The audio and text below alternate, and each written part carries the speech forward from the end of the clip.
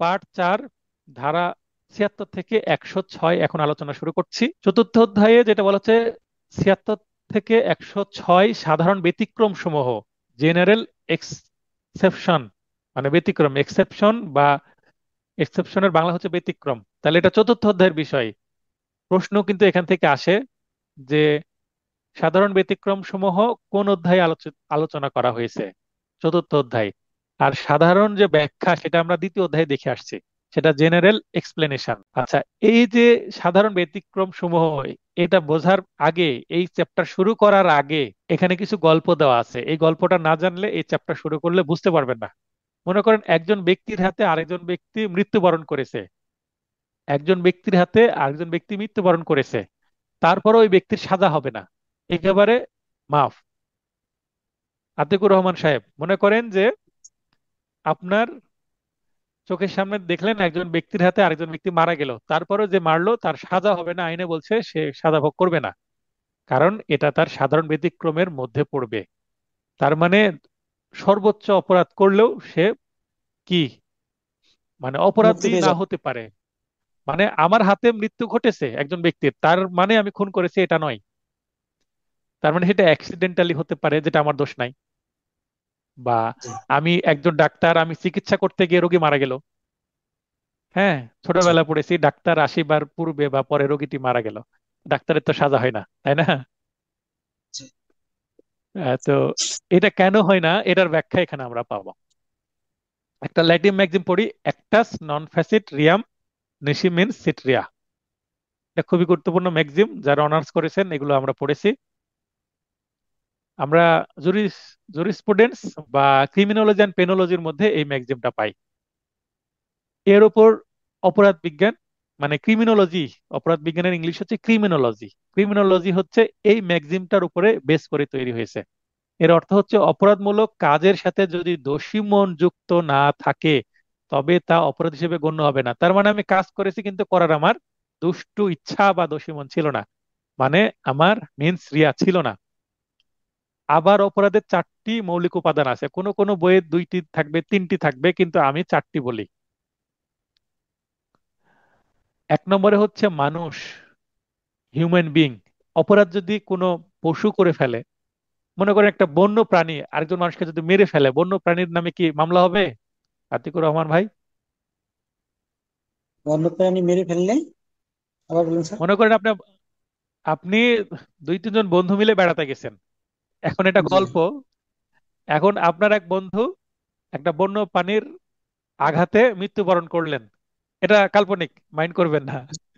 জি। এখন একটা যদি বাঘ আপনার এক বন্ধুকে খেয়ে ফেলে, ছোটবেলায় এরকম গল্প শুনেছি, ভাল্লুক, হুম। ভাল্লুকের গল্প শুনেছি, যাই হোক। তো এরকম যদি জি। একটা বন্য প্রাণী বনের মধ্যে এই ধরনের অ্যাক্সিডেন্ট হয়, তাহলে বন্য প্রাণীর নামে কি মামলা করা যাবে, মার্ডার কেসের জি। আসামি করা যাবে? জি না স্যার, করা যাবে না। জি না, করা যাবে না। তার মানে কোনো অপরাধমূলক ঘটনা ঘটার জন্য মানুষকে লাগবে, কি করার জন্য, অভিযুক্ত করার জন্য, যে এই কাজটা হুম। মানুষের দ্বারা হয়েছে। মানুষ করেছে। এখন মানুষ করেছে, এখন মানুষ সে নিজে করেছে না কাউকে ব্যবহার করেছে। এখন যদি মানুষের পোষা কোনো কুকুর হয় এবং কুকুরকে বললো যে ধর, এবং কুকুর যে কাউকে কামড় দিল, সে মারা গেল, তাহলে এই কুকুর যদিও মেরে ফেললো, দোষ কিন্তু কুকুরের দোষী মালিকের হবে, পাবেন। বা যে জি বলছে।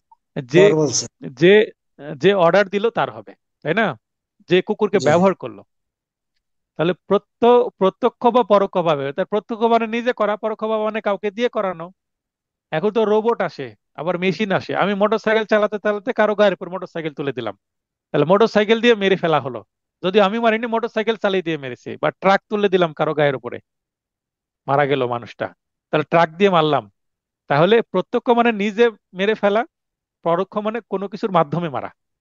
তাহলে কোনো মানুষ কর্তৃক কৃত কার্য বা কার্যবিরতি অপরাধ। আচ্ছা, কোনো কাজ করলে তো অপরাধ হবে। মনে করেন একজন বন্দুক হাতে নিয়ে কাউকে গুলি করে মেরে ফেললো, বা কোনো পশু দিয়ে মারলো, কোনো মোটরসাইকেল, কার, ট্রাক, বাস দিয়ে চাপা দিয়ে মেরে ফেললো, বিভিন্ন ওয়েতে মানুষকে মারা যায়। কোনো বিষ খাইয়ে মেরে দিল, বা গলা টিপে মেরে দিল, পিটিয়ে মেরে দিল, বিভিন্ন উপায়ে মারা যায় প্রত্যক্ষ, মানে কাজ করে, এই কাজ করে ওই কাজ করে মারলো। এখন এখানে বলছে কার্যবিরতি। কার্যবিরতি মানে ইংরেজিতে অমিশন। এই যে ক্রিমিনাল অ্যাক্ট অর অমিশন। তো অমিশনের মাধ্যমে কিভাবে অপরাধ করা যায় বা কোনো মানুষকে মারা যায়, কোনো উদাহরণ দিতে পারবেন কেউ? যে কিছু না করে, কিছুই করলাম না কিন্তু মানুষ মারা গেল, আমি না করার কারণে মানুষটা মারা গেল, উদাহরণ দিতে পারবেন? মুক্তারুল ভাই বলেন।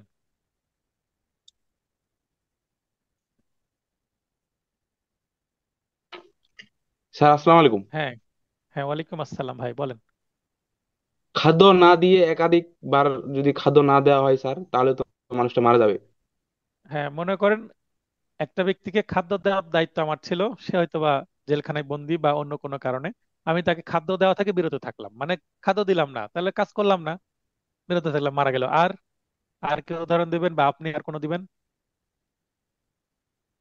এই মুহূর্তে স্যার মনে আসতেছে না। আচ্ছা, স্যার, কামরুজ্জামান ভাই। স্যার কোন নার্সের দায়িত্ব একজন পেশেন্টকে নিয়মিত ওষুধ দেওয়া, সে যদি ওষুধটা না দিয়ে যদি স্যার সেই কারণে যদি রোগীটা মারা যায়। হ্যাঁ, তাহলে কাজ না করে মারা মারা গেল, এখন এটা অপরাধ হবে কিনা এটা প্রমাণের বিষয়। মেয়ে দাবি করবে যে আমি ঠিকভাবে দিছি। এখন মেয়ে যদি ইচ্ছাকৃতভাবে কারো কথাই এই কাজটি করে, তার মানে সে দুষ্টু মন বা কোনো প্ল্যানের অংশ, সেটা অপরাধ হবে, তাই না? তো জি স্যার। আবার আমরা দেখি যে মনে করেন যে ট্রেন লাইন যায় না, রেল গেট পড়ে, জি যখন জি জি, সেখানে মানে গেট পতাকা উঠাই যে গেটম্যান লোক। থাকে। হ্যাঁ, গেটম্যান থাকে। গেটম্যান থাকে, গেটম্যান। মনে করেন যে কোনো রেল লাইনের উপর দিয়ে কি আছে, বাই রোড আছে, বাসের রাস্তা আছে, থাকে না? জি জি স্যার তার মানে রেল লাইন এবং বাসের রোড হচ্ছে ক্রস ওভার করে, তখন এখানে রেল গেট দেওয়া হয়, মানে ট্রেন আসলে ট্রেন তো আর ব্রেক চাপবে না, বাসকে থামতে হবে রেলকে পাস করার জন্য। এই তো, জি এটা বুঝেছেন?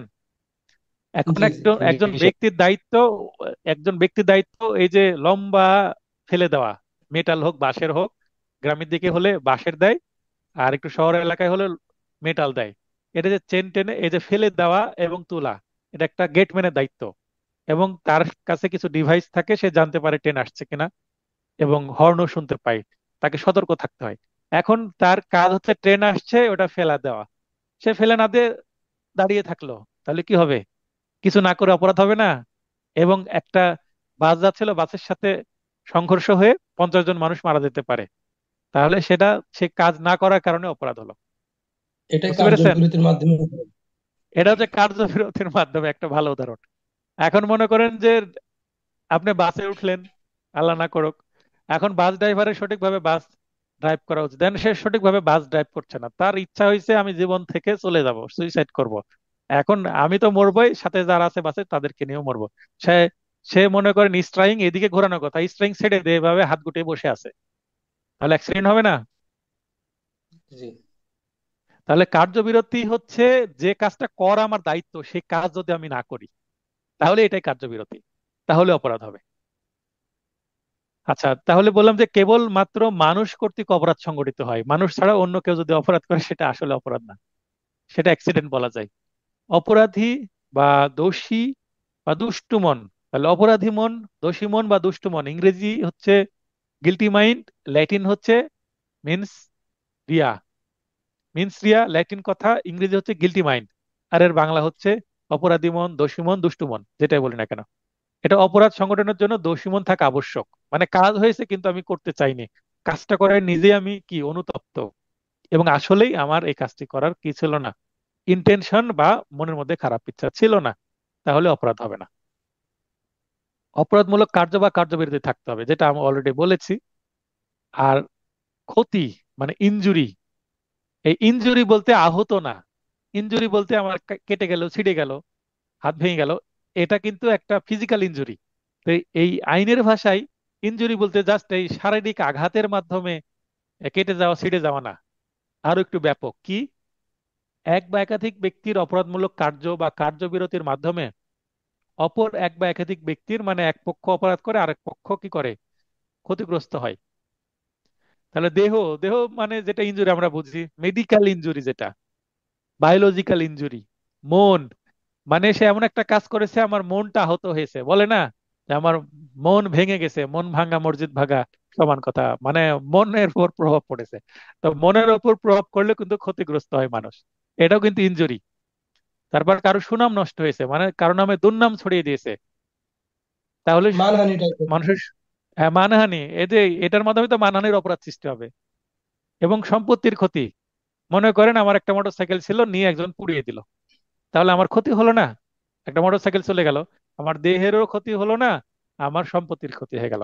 তাহলে দেহ, মন, সুনাম অথবা সম্পত্তি, তাহলে চার প্রকারের ইনজুরি আইনের ভাষায় আছে। আর বাস্তবে আমরা ইনজুরি বলতে কিন্তু মেডিকেল ইনজুরি বা বায়োলজিক্যাল ইনজুরি, যেটা ট্রিটমেন্ট করতে হবে বোঝায়। তো ইনজুরি বলতে এবার কিন্তু চার প্রকারের ইনজুরি মনে রাখবেন। চারটা অপশনে চারটে আসতে পারে, অথবা দুইটা দুইটা করে দিতে পারে, যে তিনটা দিল দিয়ে সবগুলো, এরকম আসতে পারে। আচ্ছা, চারটি উপাদান সম্পর্কে ক্লিয়ার ধারণা পেলেন? জি স্যার, আচ্ছা, ক্লিয়ার। এরপরে আমরা চলে যাই চতুর্থ অধ্যায়ে, অর্থাৎ 76 থেকে 106 যে ধারা আমরা পড়বো, এই ধারাগুলোতে উপরোক্ত উপাদান চারটির মধ্যে একটি উপাদান, যেটা হচ্ছে অপরাধী বা দোষী বা দুষ্টু মন, অর্থাৎ মিনসে বা গিলটি মাইন্ড অনুপস্থিত থাকে। মানে বাকি তিনটা হতে পারে মানুষ থাকে, মানুষই কাজটা করে, আবার কোনো কাজ করে বা বিরতি থাকে এবং মানুষের ক্ষতিও হয়, কেউ মারা যায়, আহত হয় বা কোনো সম্পত্তির ক্ষতি হয়। কিন্তু এই মানুষ যে কাজটি করছে, তার মনের মধ্যে কাজটি করার জন্য কি গিলটি মাইন্ড, বা কাজটি সে ইন্টেনশনালি করেনি, ইচ্ছাকৃতভাবে করেনি। আচ্ছা, আমরা আলোচনা করছি সাধারণ ব্যতিক্রম সমূহ এবং ক্রিমিনোলজির একটু অংশ, যেটা আসলে পেনাল কোডে নাই। যে অংশটুকু আমরা পড়ছি এটা পেনাল কোডে কিন্তু নাই। ক্রিমিনোলজির অংশ পড়ছি, যে অপরাধ বিজ্ঞানের যে অপরাধের ধারণা, অপরাধের উপাদানগুলো আমরা দেখছি, বেসিক উপাদান। তো আশা করি বুঝতে পারছেন। যারা নতুন স্টুডেন্ট তাদেরকে একটু লাইন আসার সুযোগ করে দিচ্ছি। আচ্ছা, আতিক সাহেব লাইনে আসেন, আতিকুর রহমান।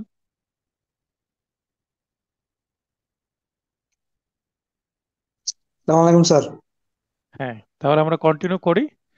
তাহলে দেখেন যে এই 76 থেকে 106, যেটাকে সাধারণ ব্যতিক্রম বলা হচ্ছে, জেনারেল এক্সেপশনস, চতুর্থ অধ্যায়, এখানে বাকি উপাদানগুলো থাকলেও এই যে দ্বিতীয় উপাদান, খ নম্বরে যেটা বলেছি, যে দুষ্টু মন কিন্তু থাকে না। তার মানে একটা অপরাধ হয়ে গেছে মনে হলেও আসলে তার মনের মধ্যে যদি আসলে দুষ্টু মন না থাকে, এটাকে ইন্টেনশন বলা হয়। হ্যাঁ, আরেকটু পড়ি। অপরাধী মন অনুপস্থিত থাকায় অপরাধের কোনো উদ্দেশ্য, উদ্দেশ্য মানে মোটিভ, একটা কাজ করার পেছনে তো মোটিভ থাকবে। মানুষ তো বুদ্ধি সম্পন্ন মানুষ, বিবেক আছে, তো বিবেকহীন কোনো কাজ তো করে ফেলবে না। তার মানে কোনো কাজ করার জন্য একজন মানুষ যদি আরেকজন মানুষকে মেরে ফেলে, সেটার পিছনে কি থাকবে? মোটিভ থাকবে, কারণ থাকবে, ও অভিপ্রায়ও থাকবে। অভিপ্রায় মানে ইন্টেনশন। তো মোটিভ হচ্ছে উদ্দেশ্য, আর ইন্টেনশন মানে আমি যে কাজটি করলাম, এই কাজটি কেন করলাম সেটার ব্যাখ্যা। তাহলে অভিপ্রায় বা ইচ্ছা বিদ্যমান থাকে। মোটিভ এবং ইন্টেনশনের একটু সামান্য পার্থক্য আছে। মোটিভ হচ্ছে পেছনের বিষয়, আর ইন্টেনশন মানে যেই সময় আমি কাজটি করছি ওই সময় আমার স্টেট অফ মাইন্ড, মানে মনের মধ্যে ইচ্ছা কি। এখন আমার সামনে একজন ব্যক্তি আছে, আমি তাকে জোরে আঘাত করলাম, তো জোরে আঘাত করার ওই মুহূর্তে আমার মনের মধ্যে কি চলছে, দ্যাট ইজ ইন্টেনশন। আর মোটিভ হচ্ছে আমার আগে থেকে কোনো কি আছে, তার সাথে শত্রুতা আছে কিনা, সেটা হচ্ছে মোটিভ। মানে একটা ঘটনার পেছনে কোনো কারণ আছে কিনা, সেটা হচ্ছে মোটিভ। আর ইন্টেনশন মানে ঘটনার সময় মনের মধ্যে কি চলছিল, সেটা হচ্ছে ইন্টেনশন। তাহলে মোটিভ এবং ইন্টেনশনের পার্থক্য বোঝা গেল, আতিক সাহেব? জি স্যার। আচ্ছা, এই যে মোটিভ, এটা হলো স্যার মোটিভ। পরিকল্পিত, আর ইন্টেনশনটা হলো একেবারে রানিং, হুম হুম, মুখোমুখি যেটা, হ্যাঁ তখন তো মানসিক অবস্থা থাকে।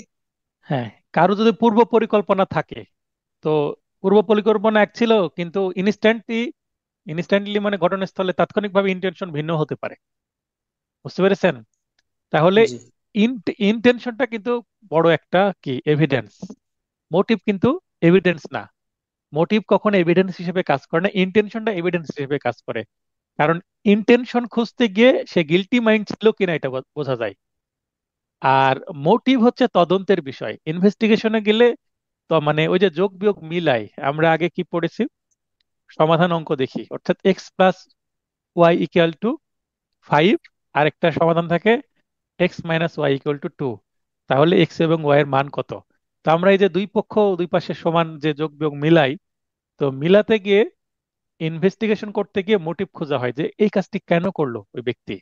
তখন খুঁজে বের করা হয় যে সব সূত্রগুলো একত্রে করা হয়। তাহলে মোটিভ হচ্ছে ইনভেস্টিগেশনের বিষয়, আর ইন্টেনশন সরাসরি বিচারের বিষয়, মানে এভিডেন্সের বিষয়। ক্লিয়ার? জি অপরাধমূলক অভিপ্রায় না থাকলে সাধারণত কোনো কার্য বা কার্যবিরতি অপরাধ হিসেবে গণ্য হয় না, তার মানে সাধারণ ব্যতিক্রমের মধ্যে পড়ে যায়। ফলে 76 থেকে 106 ধারাসমূহে সাধারণ ব্যতিক্রম শিরোনামে যে সকল বিধান বিবৃত হয়েছে বা বর্ণনা করা হয়েছে, সেগুলো অভিযুক্ত ব্যক্তিকে আত্মপক্ষ সমর্থনে সহযোগিতা করে থাকে। আত্মপক্ষ সমর্থন মানে আমি সঠিক, মানে আমি নির্দোষ। আসামিকে জিজ্ঞাসা করা হয় চার্জ গঠনের সময়, বলেন আপনি দোষী না নির্দোষ? তখন সে একবার আত্মপক্ষ সমর্থন করে, কি বলে, আমি নির্দোষ। যদি দোষ, দোষ। আমি দোষী বললেই তো সঙ্গে সঙ্গে রায় এবং তার সাজা হবে। নির্দোষ প্রথমে বলে চার্জ গঠনের সময়, আবার শেষে তাকে প্রশ্ন করা হয় যে আপনি বাদীপক্ষের আনীত সাক্ষীদের জবানবন্দি শুনলেন, আপনার উকিল জেরা করেছে সেটাও শুনেছেন, এরপরে আপনার কোনো বক্তব্য আছে কিনা, যেটাকে বলা হয় সাফাই সাক্ষী। তো আপনি স্যার কোনো সাফাই সাক্ষী দিবেন কিনা? হ্যাঁ। তো যদি স্যার সাফাই সাক্ষী দেয় আসামি, লেট মি ফিনিশ। তো আসামি যদি সাফাই সাক্ষী দেয়, তো সাফাই সাক্ষীও কিন্তু কি আত্মপক্ষ সমর্থনের অংশ। তাহলে আসামি কিন্তু দুই ভাবে আত্মপক্ষ সমর্থন করতে পারে। একটা হচ্ছে চার্জ গঠনের সময় নির্দোষ বলে, অথবা চার্জ গঠনের সময় সে ডিসচার্জের পিটিশন দিতে পারে যে আমাকে এই মামলা থেকে অব্যাহতি দেওয়া হোক এই এই কারণে। তাহলে চার্জের সময় আহ, নির্দোষ বলে অথবা ডিসচার্জের পিটিশন অব্যাহতি চেয়ে, দুই ভাবে। এবং সাফাই সাক্ষী শেষের দিকে মামলার, যেটা মামলার সাক্ষ্য প্রমাণ, মানে সাক্ষ্য গ্রহণ শেষে বলা হয় আপনি সাফাই সাক্ষী দিবেন কিনা। ওই সময়ও কিন্তু আত্মপক্ষ সমর্থনে মৌখিক বা ডকুমেন্টারি কোনো এভিডেন্স আদালতের সামনে নিয়ে আসতে পারে আসামি পক্ষ, নিজে সাক্ষী দিতে পারে, নিজে কোনো ডকুমেন্ট দিতে পারে, তার পক্ষে অন্য কোনো মানুষকে সাক্ষী হিসাবে নিয়ে আসতে পারে, এটসেট্রা এটসেট্রা। হ্যাঁ, বলেন কি বলছিলেন? বলছিলাম স্যার এই যে আত্মপক্ষ সমর্থনের সময় বিচারক জিজ্ঞাসা করে আপনি দোষী না নির্দোষ। তো স্যার এটা আমার বেলায় স্যার ঘটেছে। আমি স্যার 326 ধারা একটা মামলার একজন আসামি, মিথ্যা মামলা যদিও। তারপর মানে আদালত আমাকে জিজ্ঞাসা করছিল একবার যে আপনি দোষী না নির্দোষ। মানে এটা মনে পড়লো স্যার। হুম। এখনো মামলাটা চলমান স্যার। এ ব্যাপারে আপনার আচ্ছা, সাথে আমি পরে এক সময় কথা বলবো আপনি আর কি। আপনি এই মামলায় পরামর্শ করতে হলে আপনাকে যে কাজটি করতে হবে সেটা, মামলার কাগজপত্র পিডিএফ করে বা ফটো তুলে পাঠিয়ে দিবেন, মামলা কোন অবস্থায় আছে তারপরে কথা বলবেন, ঠিক আছে? জি স্যার, আপনি একটু সময় দিন যে কোনো সময়। অবশ্যই অবশ্যই, আপনি কাগজপত্র পাঠিয়ে আমাকে বলবেন, মেসেজ দিয়ে রাখবেন। আমি আপনাকে বলবো কোন সময় আপনাকে সময় দিব, ঠিক আছে? Okay sir. অভিযুক্ত ব্যক্তি কোনো অপরাধ সংগঠনকালে তার মনের মাঝে অপরাধমূলক অভিপ্রায় ছিল কিনা তার নির্ণয় করা কিন্তু বেশ জটিল কাজ। মানুষের মনের মধ্যে কি চলছিল এটা কি বোঝা যায়? বোঝা কিন্তু টাফ, বের অনেকটা। করাটা, মানুষের মনের মধ্যে কি থাকে এটা বোঝা টাফ। এই কারণে অনেক অপরাধী অপরাধী কিন্তু বেঁচে যায়। মানুষ বলে আইনের ফাঁক ফোকর। তাহলে কিছু বিষয় মামলা প্রমাণ করা যায় না বলে বোঝা যায়, আবার কিছু বিষয় হয়তোবা প্রমাণের অভাবে, ডকুমেন্ট থাকে না, বা বাদীপক্ষ প্রমাণ করতে পারে না বলেই কিন্তু মামলায় খালাস পেয়ে যায়। আচ্ছা, তাহলে যেহেতু বেশ জটিল কাজ, তার মনের মধ্যে অভিপ্রায় ছিল কিনা, দুষ্টু মন ছিল কিনা, ফলে অভিযুক্ত ব্যক্তির মনের মাঝে অপরাধমূলক অভিপ্রায় ছিল না। এখন আমি দাবি করছি স্যার আমার মনের মধ্যে অপরাধমূলক অভিপ্রায় ছিল না। চার্জ গঠনের সময় আসামিকে জিজ্ঞাসা করা হলো, যেমন আপনার কথা বলি, যে আপনাকে জিজ্ঞাসা করলো দোষী না নির্দোষ, তখন আপনাকে বলতে হবে স্যার এই যে ঘটনাটা, আমি যে গুরুতর আঘাত করেছি, এই ঘটনাটা সঠিক, কিন্তু আমি স্যার ইচ্ছা করে করিনি, আমার মনের মধ্যে তাকে মারার ইচ্ছা ছিল না, এই এই পরিস্থিতিতে হয়ে গেছে। হ্যাঁ, এই কথা যদি আপনি বলেন, তখন এই যে আপনি দাবি করছেন যে এইটা আমি দুষ্টু মন নিয়ে করিনি, মানে আমার ইন্টেনশন ছিল না, মানে having no intention to hurt, grievous heart.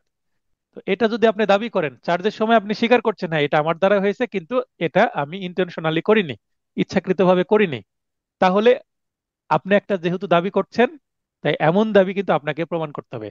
আসামি প্রমাণ করবে যে আমার দ্বারা হয়েছে কিন্তু আমি মন থেকে করিনি, মনের মধ্যে আমার দুষ্টু মন ছিল না। তাহলে আমার মনের মধ্যে দুষ্ট মন ছিল কিনা এটা আমার প্রমাণ করা তো সহজ।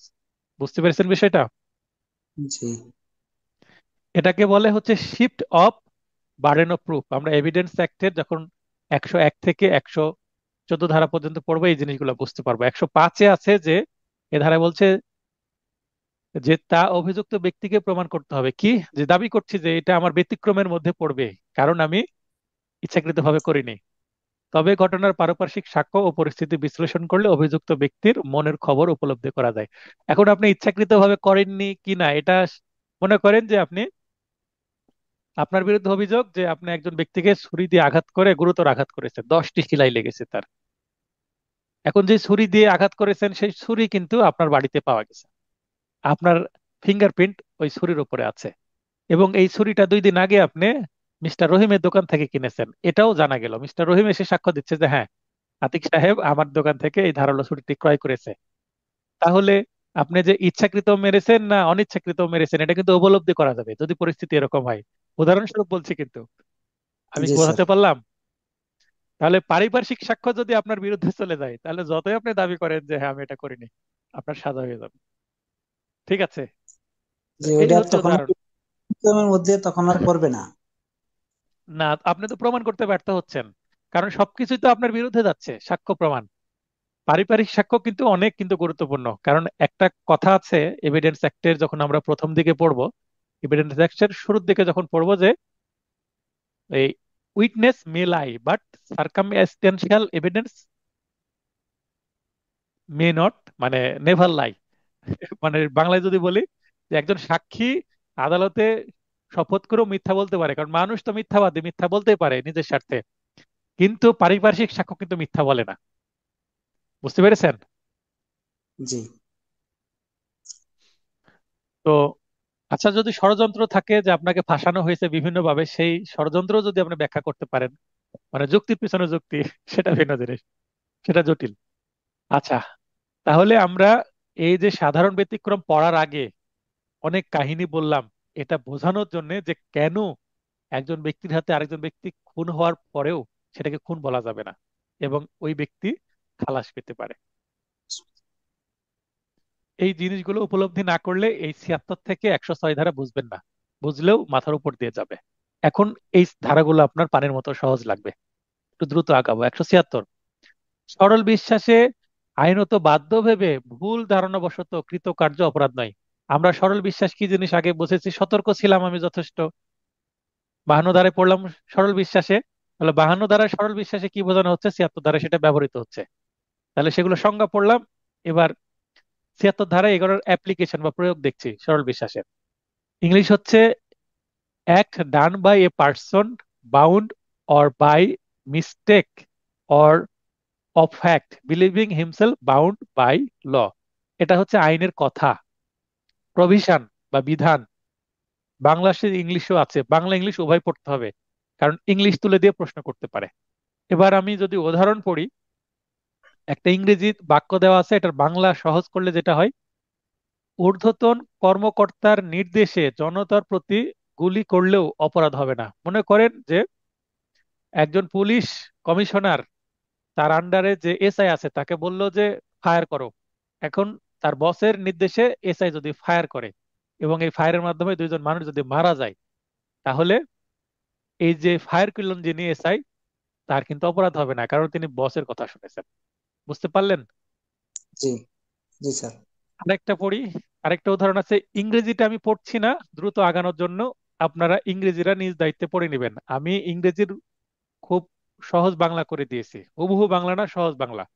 দেখুন এখানে এ একজন সোলজার, মানে এ একজন সৈনিক, এইভাবে আমি আক্ষরিক মানে হুবহু বাংলা না করে হুবহু বাংলা, আপনি যদি মনে করেন যে পেনাল কোডের আপনার বই আছে, পেনাল কোডের যে কোনো ছোট মোটা চিকন বই বা মোটা বই বের করলে কিন্তু এগুলো উদাহরণ পাবেন ইংলিশটা, এবং তার হুবহু বাংলাও পাবেন। কিন্তু আমার বাংলাটার মধ্যে পার্থক্য কি, আপনি সহজে পড়ে শেষ করতে পারবেন এবং মূল বক্তব্য মাথায় ঢুকবে। এ হোক আর রহিম হোক আর পি হোক আর কিউ হোক, মানে ওই ব্যক্তির নাম যদি পরিবর্তন করে দেয়, এখন এখানে সোলজার বলা আছে, সোলজার না বলে যদি অন্য কিছু বলে তাও সমস্যা নেই। আমি বলছি ঊর্ধ্বতন কর্মকর্তার নির্দেশে, তাহলে বসের নির্দেশে যদি তার আন্ডারে থাকা কোনো ব্যক্তি যদি গুলি করে তাহলে সেটা অপরাধ হবে না। গুলি করে বা অন্য কোনো কাজ করে যদি মেরে ফেলে বা কোনো কিছু করে, তার অপরাধ হবে না, কারণ বস নির্দেশ দিয়েছে আমি করেছি, তার মানে আমি তার জাস্ট হুকুমের গোলাম। বুঝতে পেরেছেন? জি স্যার। একজনকে গ্রেপ্তার করতে গিয়ে অন্যজনকে গ্রেপ্তার করলেও অপরাধ হবে না। এখন কোন পুলিশ যদি ইচ্ছাকৃতভাবে রহিমকে গ্রেপ্তার করতে গিয়ে রহিমকে না পেয়ে তার যদি বাবাকে তুলে নিয়ে আসে, এটা কিন্তু অপরাধ হবে। আসামি তো আর বাবা না, রহিমের বাবা আসামি না, রহিম অপরাধী, তাহলে রহিমকে অ্যারেস্ট করতে হবে। এখন মনে করছে যে কান টানলে মাথা আসবে, তাহলে বাবাকে নিয়ে যাই, রহিম এমনি বাবাকে ছড়াতে চলে আসবে। তো এটা কি হবে? এটা কি পুলিশের কাজ না এটা গন্ডার কাজ? তাই না? আমরা সিনেমাতে দেখি। তো এইটা পুলিশ করলে কিন্তু অপরাধ হবে।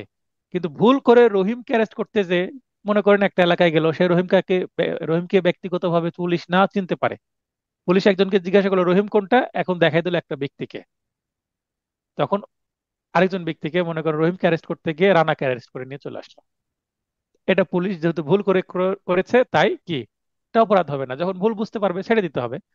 তাই এখানে বলা হচ্ছে ভুল কারণবশত অথবা আইনত বাধ্য ভেবে। তাই আইনত বাধ্য ভেবে ও যে বসের কথা অনুসারে আমি কাজ করলাম, আমি হুকুমের গোলাম, যা বলবে তাই শুনতে হবে, নাহলে চাকরি থাকবে না। আর দ্বিতীয়ত হচ্ছে ভুল বশত, দুইটা উদাহরণ দিয়ে দিয়েছি। আচ্ছা, নেক্সট 77। তাহলে এরকম যদি কোনো পরিস্থিতি তৈরি হয়, উদাহরণ আপনি শত শত হাজার হাজার উদাহরণ তৈরি করা যাবে 76 ধারার উপরে। তো মূল থিম আপনাকে বুঝতে হবে যে আইনত বাধ্য, কারণ আমি চাকরি করছি বসের আন্ডারে, আর ভুল ক্রমে আমার হয়ে গেছে। এরকম যদি পরিস্থিতি হয় 76 ধারায় আমি কি পাবো? সুবিধা পাবো। মানে আমার অপরাধ হলেও সেটা অ্যাকচুয়ালি অপরাধ হবে না। কারণ কি, আমার মনের মধ্যে গিলটি মাইন্ড নাই। বস বলেছে তাই আমি করেছি, মানুষকে মারার আমার ইচ্ছা ছিল না, বস বলেছে করেছি। তারপরে কি, আমি রহিমকে গ্রেপ্তার করে গিয়ে রানাকে গ্রেপ্তার করেছি। রানাকে গ্রেপ্তার করার আমার ইন্টেনশন ছিল না, ভুল হয়ে গেছে আমার। কারণ আরেকজন ব্যক্তি দেখিয়ে দিয়েছে, হয়তো বা দূর থেকে দেখিয়ে দিয়েছে, বললো লাল শার্ট পরা ওই লোকটাকে অ্যারেস্ট করেন। এখন একটু পরে লাল শার্ট পরা আরেকজন লোক চলে আসছে ওখানে, তাহলে দুইজনই লাল শার্ট, বুঝতে পারেনি কোনটা রহিম, জিজ্ঞাসা করতে গেলে পালিয়ে যাবে তাই। আচ্ছা, 77, বিচার পরিচালনাকালে বিচারকের কার্য অপরাধ নয়। এখন বিচারক মনে করেন একটা নিরপরাধ ব্যক্তিকে, যেমন মনে করেন কোনো ব্যক্তি নিরপরাধী কিন্তু মামলার আসামি হয়েছে, তাকে যদি সাজা দিয়ে ফেলে ম্যাজিস্ট্রেট বা জজ, তাহলে আমি নির্দোষ ব্যক্তি, ওই ম্যাজিস্ট্রেট আমাকে সাজা দিয়েছে, তাহলে ম্যাজিস্ট্রেটের বিরুদ্ধে আমি কি করব? আমায় মিথ্যা মামলায় সাজা দেওয়ার জন্য ম্যাজিস্ট্রেটের বিরুদ্ধে মামলা করব। করা যাবে? জি না স্যার। কারণ তিনি আদালতের দায়িত্ব, মানুষ তো তিনি, মানুষেরও তো ভুল হতে পারে। তাহলে অ্যাক্ট অফ জাজ হোয়েন অ্যাক্টিং জুডিশিয়ালি, তার মানে জাজ হিসেবে যদি তিনি কোনো কাজ করেন সেটা অপরাধ হবে না বিচার কালে। এখন জাজ, মনে করেন জাজের নাম হচ্ছে জনাব রহিম, একজন জজ বা ম্যাজিস্ট্রেট, বিচারকালে যেটাই করবেন না কেন সেটা যদি দায়িত্বের মধ্যে পড়ে, অর্থাৎ আইন মেনে যদি করেন, কোনো অপরাধ হবে না। একজন বিচারক, দায়রা জজ, আরেকজন মানুষকে কি তার কলমের আঁচড়ে কি করে দিতে পারেন? ফাঁসি দিয়ে দিতে পারেন, মৃত্যুদণ্ড দিয়ে দিতে পারেন। মার্ডার কেসের আসামিকে, 5টা মার্ডার কেসের আসামিকে 4জনকে মৃত্যুদণ্ড দিল, একজন নিরপরাধ ছিল। তাহলে দায়রা জজের এটার কারণে, রায়ের কারণে একজন নিরপরাধ ব্যক্তির মৃত্যু হতে পারে। এখন যদি ওই যে নিরপরাধ ব্যক্তি মারা গেল, তার সন্তান যদি প্রতিশোধ নিতে চায় সিনেমার মতন, যে এই জজের রায়ের কারণে আমার নির্দোষ বাবা মারা গেছে, আমি এই জজের বিরুদ্ধে যাব, যে নিজে পড়াশোনা করে অ্যাডভোকেট হয়ে ওই জজের বিরুদ্ধে মামলা করতে যায়, যে আজ থেকে 20 বছর আগে আমার বাবাকে মিথ্যা রায় দিয়ে মৃত্যুদণ্ড দিয়ে এই মিস্টার অমুক জজ এটা করেছে, এটা করা যাবে? করা যাবে না। জি না, বুঝতে পারবে না। বুঝতে পারছেন? কিন্তু কিন্তু ওই যে ম্যাজিস্ট্রেট সাহেব মিস্টার রহিম, মনে করেন তিনি বিচারকের দায়িত্ব পালন করছেন না, এখন তিনি ছুটিতে আছেন, অথবা হয়তোবা রাত 8টা বাজে তিনি বাসাতে আছেন। এখন বাসাতে যদি বউকে পিটান বা বউয়ের কাছে যদি যৌতুক চান কোনো বিচারক, তাহলে বউ কিন্তু তার বিরুদ্ধে যৌতুকের মামলা করতে পারবে বা নারী শিশু নির্যাতন মামলা করতে পারবে। কারণ ওখানে ব্যক্তি রহিম মেরেছে বা যৌতুক চেয়েছে, বিচারক না। বুঝতে পেরেছেন? জি। তাহলে অফিসিয়াল ডিউটি পালন করে অপরাধ হবে না, কিন্তু অফিসিয়াল ডিউটির বাইরে যদি ব্যক্তি হিসেবে কোনো কাজ করে ব্যক্তিগতভাবে, তাহলে সেটার দায় তাকে নিতে হবে। 77 ধারা তাকে বাঁচাতে পারবে না। 78, আদালতের নির্দেশে কৃত কার্য অপরাধ নয়। মনে করেন যে জজ ফাঁসি দিয়ে দিল, এখন জল্লাদ বুঝেন, জল্লাদ কি করে? ঠিক। দড়ি টেনে বুঝি স্যার। ফাঁসি চান কত ফাঁসি কার্যকর করে। হ্যাঁ, তাহলে আসলে জল্লাদের হাতে কিন্তু মানুষ মারা যায় অ্যাকচুয়ালি, তাই না? তাহলে জল্লাদ কি ইচ্ছাকৃতভাবে করে না আদালতের নির্দেশে করে? আদালতের নির্দেশে করে স্যার। তাহলে ওই যে জল্লাদের উদাহরণটা খুব ফিক্সড, মানে খুব সুন্দর হলো, মনে থাকবে আপনাদের, যে 78 ধারায় জল্লাদ কিন্তু, যদিও একজন বলে যে আমার বাবাকে এই জল্লাদ ফাঁসি দিয়েছে, জল্লাদের বিরুদ্ধে প্রতিশোধ নিতে পারবে, কিন্তু সেটা বেআইনি। জল্লাদের বিরুদ্ধে মামলা করলে টিকবে না। বুঝতে পারলেন? কারণ জল্লাদকে বাঁচাবে কে? 78 ধারা। একজন পুলিশ একজন নিরপরাধ ব্যক্তিকে অ্যারেস্ট করেছে, হ্যাঁ, কিন্তু আদালতের নির্দেশ ছিল তাকে অ্যারেস্ট করার।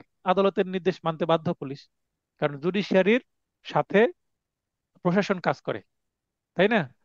তাহলে আদালতের নির্দেশে কোনো ব্যক্তি যে কোনো কাজ করুক না কেন, সেটা কি হবে? বৈধ হয়ে যাবে, অপরাধ হবে না। 79, আইন সমর্থিত বলে বিশ্বাসকারী সাধারণ ব্যক্তির কার্য অপরাধ নয়। মনে করেন আমি একজন অ্যাডভোকেট, আমি কিন্তু সরকারি চাকরি করি না। তো আমি তাহলে একজন সাধারণ ব্যক্তি, জেনারেল পিপুল অফ বাংলাদেশ, বাংলাদেশের সাধারণ নাগরিক আমি। তো কাউকে অপরাধ করতে দেখে তাকে সরল বিশ্বাসে আটক করলে অপরাধ হবে না। মানে আমার সামনে একটা অপরাধ হচ্ছে, পুরো ইংলিশটা পড়লে আরো ভালো সিনারিও বুঝতে পারবেন, কিন্তু আমি যে বাংলাটা দিয়েছি এটা দিয়ে হাজারো উদাহরণ তৈরি করতে পারবেন। আমার সামনে চুরি হচ্ছে, আমার সামনে ধর্ষণ হচ্ছে, আমার সামনে ডাকাতি হচ্ছে, আমার সামনে একজন ব্যক্তি আরেকজন ব্যক্তিকে চড় থাপ্পড় মারছে। তো আমি এটা, ধর্মেও কি বলে, চোখের সামনে অপরাধ হতে থাকলে যদি সামর্থ্য থাকে বাধা দিতে হবে, সামর্থ্য হুম। যদি না থাকে নিষেধ করতে হবে মুখে। আমি তো যদি মুখেও নিষেধ করতে না পারি, যে মুখে আমি নিষেধ করলে আমাকে আক্রমণ করবে, মন থেকে ঘৃণা করতে হবে, হাদিস তো জি। তাই বলে, তাই না? জি স্যার। তো এখানে 79-তে কিন্তু এই হাদিসটা প্রযোজ্য হয়ে যাচ্ছে। তো আমার চোখের সামনে যদি কোনো কিছু অপরাধ ঘটতে যাচ্ছে, মনে করেন যে আমার প্রতিবেশী এক ভদ্রলোক তার স্ত্রীকে প্রহার করছে, পিটাচ্ছে, তো আমি যে আটকাবো না? আমার তো একটা সামাজিক দায়িত্ব এটা, তাই না? জি। তো আমি যদি আটকাই, তাহলে ওই লোক যদি আমাকে, আমার নামে মামলা করে যে আমাকে আটকিয়েছে, আমরা পেনাল কোডের যখন 379 339 ধারা পড়বো, কাউকে আটক করলে কিন্তু কি হবে, 339 40 এগুলোতে কিন্তু সংজ্ঞা আছে, কাউকে আটক রাখা, বাধা দেওয়া, এগুলো কিন্তু অপরাধ। তো আমি কিন্তু কাউকে অপরাধ করতে দেখে বাধা দিচ্ছি, তখন আমার, যদিও বাধা দিচ্ছি কিন্তু আমি তখন 79 ধারার সুবিধাটা নিতে পারবো। আমি বলতে পারবো যে সে অপরাধ করছিল, তাই আমি অপরাধটা আটকানোর চেষ্টা করছিলাম। বুঝতে পেরেছেন? হুম। জি স্যার। আবার যদি আমাকে কেউ আঘাত করতে আসে, তাহলে আমি সেটা আটকাতে পারবো। সেটা তো একটু পরের দিকে আমরা পড়বো, সেটা সেলফ ডিফেন্স। জেনারেল এক্সেপশনস এর আবার পার্ট দুইটা, একটা জেনারেল আর একটা হচ্ছে স্পেশাল, সেটাকে বলে আবার সেলফ ডিফেন্স। আত্মরক্ষা, নিজেকে রক্ষার জন্য আমি যা কিছু করব, সেটা আমরা পড়বো হচ্ছে 96 থেকে। আচ্ছা, ধারা 80, আইনানুগ কার্য সম্পাদনকালে দুর্ঘটনা। আমার যা করা উচিত আমি সেটাই করছি, যেটা অবৈধ না, আমার দায়িত্ব, আমি প্রতিনিয়ত কাজ করছি, হ্যাঁ। তো এটা করতে গিয়ে যদি কোনো দুর্ঘটনা ঘটে ফেলে, তো সেটার দোষ তো আমার না। দুর্ঘটনা মানে তো সেটা ইন্টেনশনালি হয় না।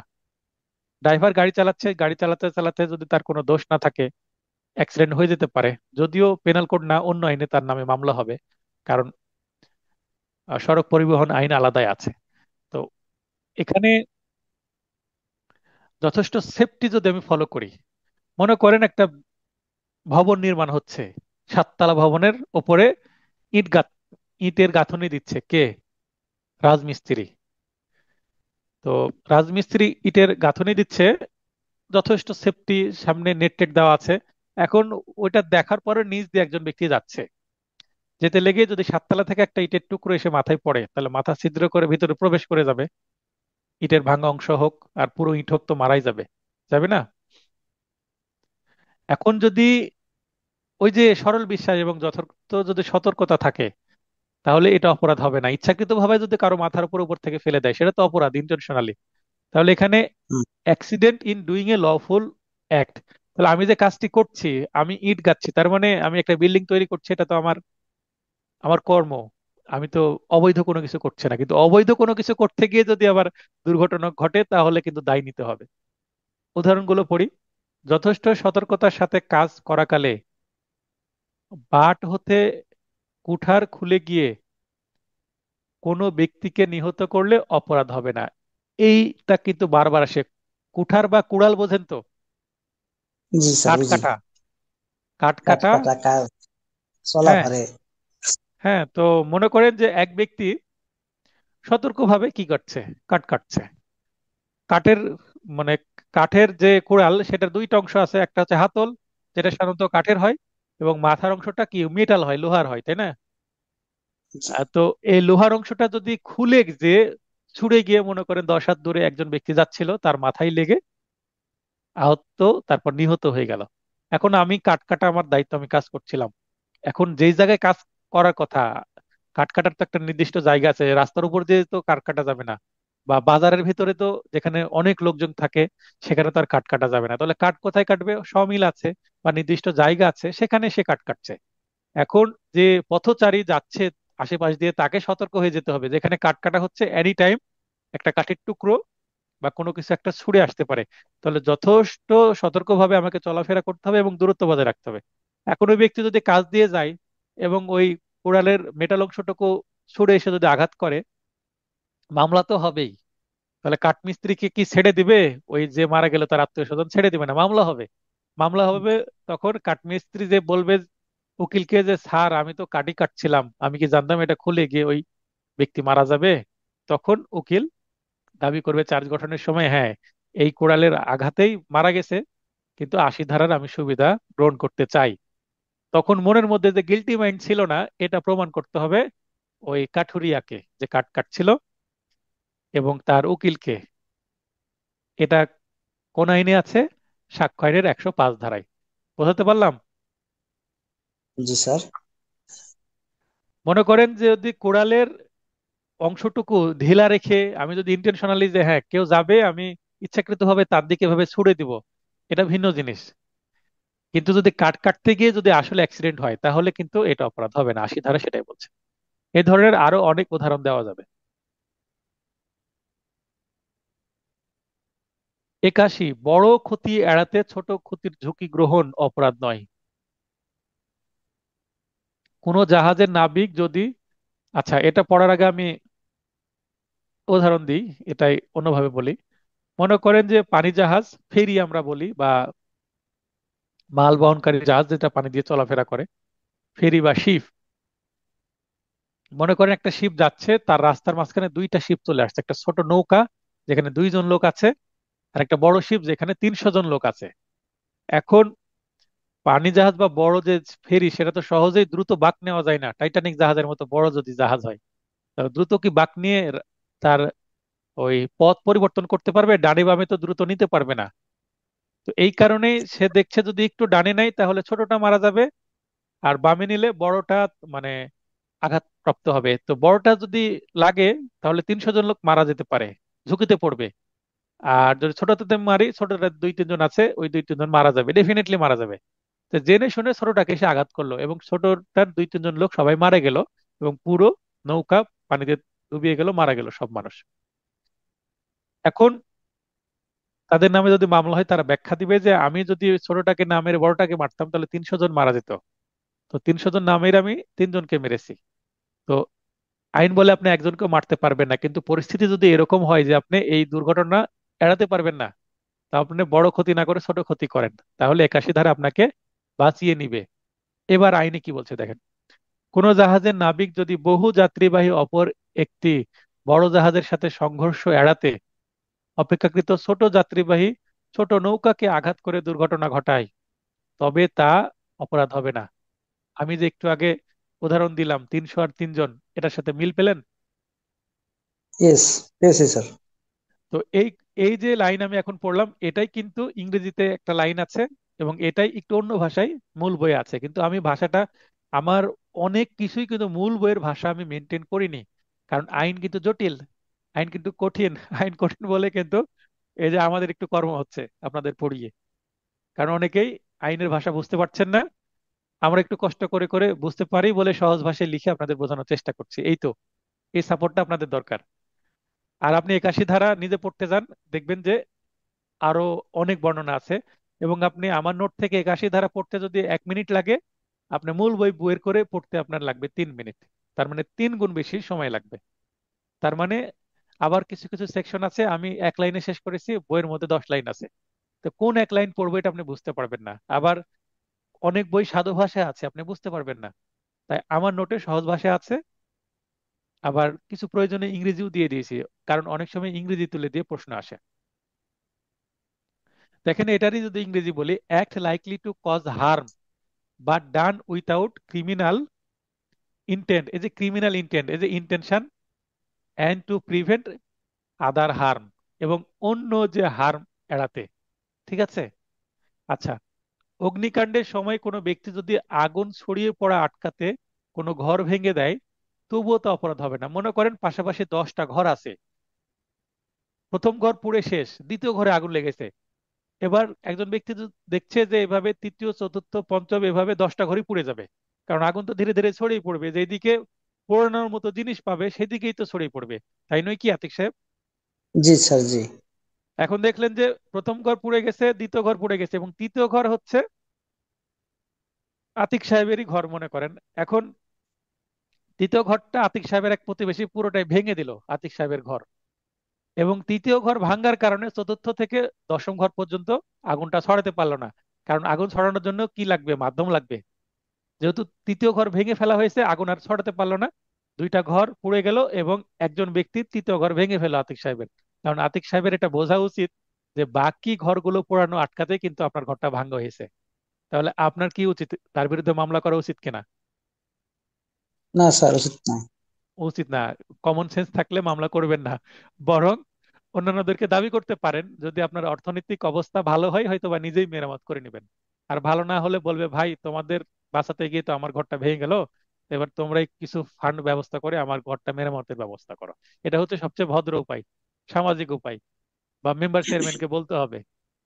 আর যদি আপনি রাগ করে দিয়ে তার নামে মামলা করেন যে আমার ঘর কেন ভাঙলে, পুড়বে পুড়বে, আমারটা পুড়লে পুড়তো, সবার গুলোই পুড়তো, তো সেটা ইলজিক্যাল হতো, এবং আপনি তার নামে মামলা করলেও 81 ধারায় তিনি সুযোগটা নিতে পারতেন। আচ্ছা, তার মানে আপনি বড় ক্ষতি আটকাতে ছোটখাটো ক্ষতি করা, আরো 7টা ঘর, মানে আরো 6টা ঘর বাঁচাতে আপনার ঘরটা, বা আরো 7টা ঘর বাঁচাতে আপনার ঘরটা ভেঙে ফেলা হলো।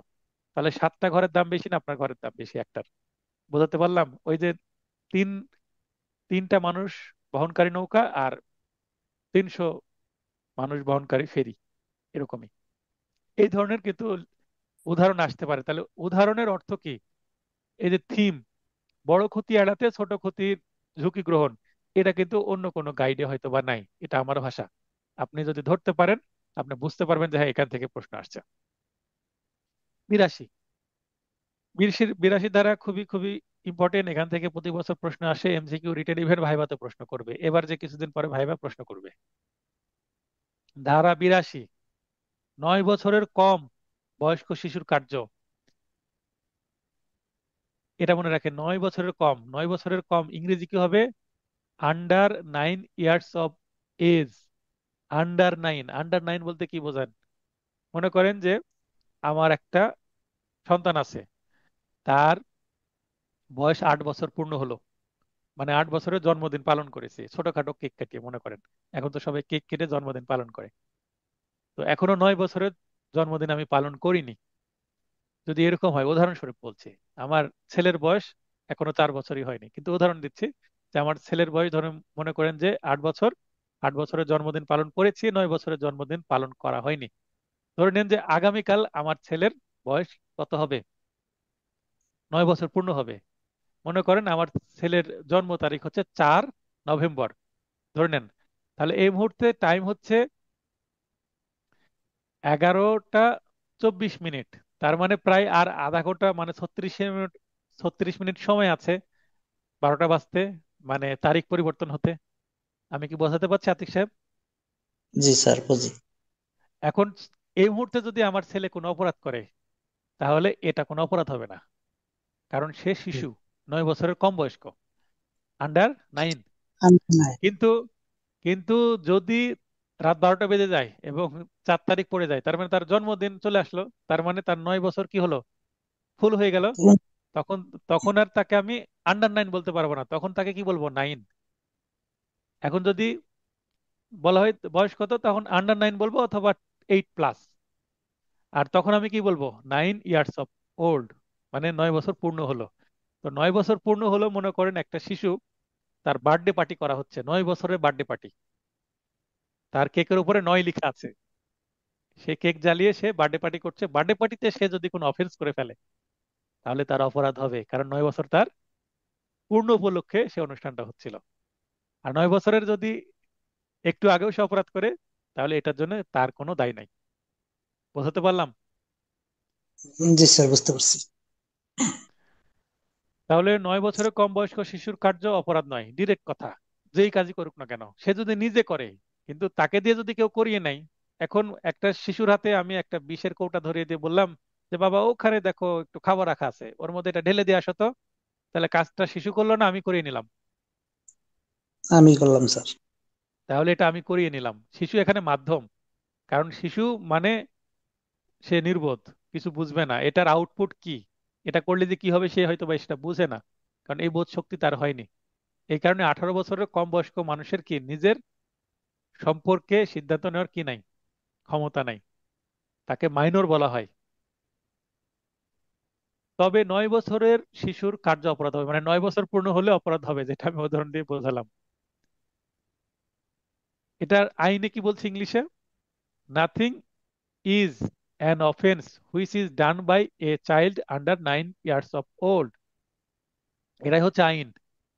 আর বাদ বাকিটুকু আমি যে লিখেছি এটা কিন্তু আইনে নাই। 9 বছরের শিশু কার্য অপরাধ হবে, এটা আইনের মধ্যে নাই। কিন্তু আপনি যখন বলবেন যে 9 বছরের নিচে অপরাধ নয়, তাহলে নিশ্চয়ই 9 বছর হলে অপরাধ হবে, তাই নয় কি? জি 10 বছর হলেও অপরাধ হবে, 11 বছর হলেও অপরাধ হবে। আচ্ছা, এটা 2004 সালে, 2004 সালে আগে, 2004 সালে কিন্তু পেনাল কোডের এই 82 ধারা অ্যামেন্ডমেন্ট হয়েছে, অ্যামেন্ডমেন্ট হয়ে এখানে আন্ডার 9 করা হয়েছে। তার আগে ছিল এখানে আন্ডার 7। 7 বছরের পরিবর্তে 9 বছর প্রতিস্থাপন করা হয়েছে, তার মানে আগে ছিল আন্ডার 7, 2004 সালে এসে এখানে করা হয়েছে আন্ডার 9। তাহলে আগেকার শিশুরাই কি বুদ্ধি বেশি ছিল, এখন বুদ্ধি কমে গেল, তাই বয়সটাকে বাড়াতে হলো? যে আগেকার 7 বছরের শিশুর যতটুকু জ্ঞান হয়ে যেত, এখন 9 বছর হলে গা ততটুকু জ্ঞান হচ্ছে। আইন দ্বারা কি এটা বোঝানো হলো, তাই না?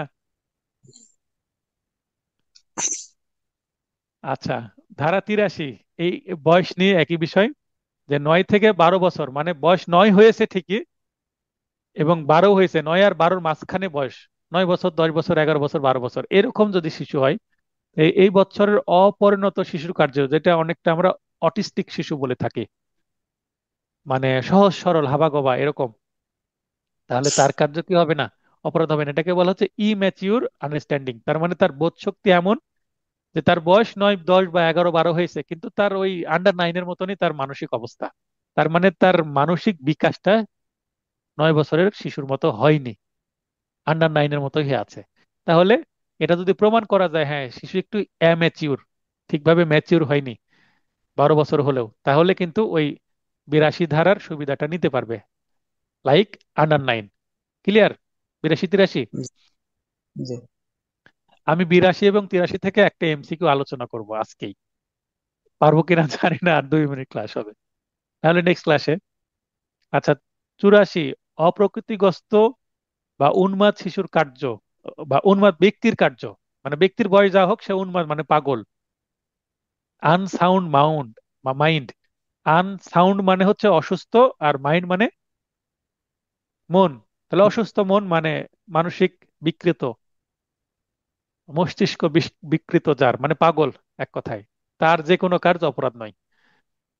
তাহলে পাগল থেকে সাবধান হবেন, পাগল যদি মেরে দেয় পাগলের বিরুদ্ধে মামলা চলে না, মামলা করলে যদি প্রমাণ করে যে সে পাগল তাহলে সে খালাস পেয়ে যাবে।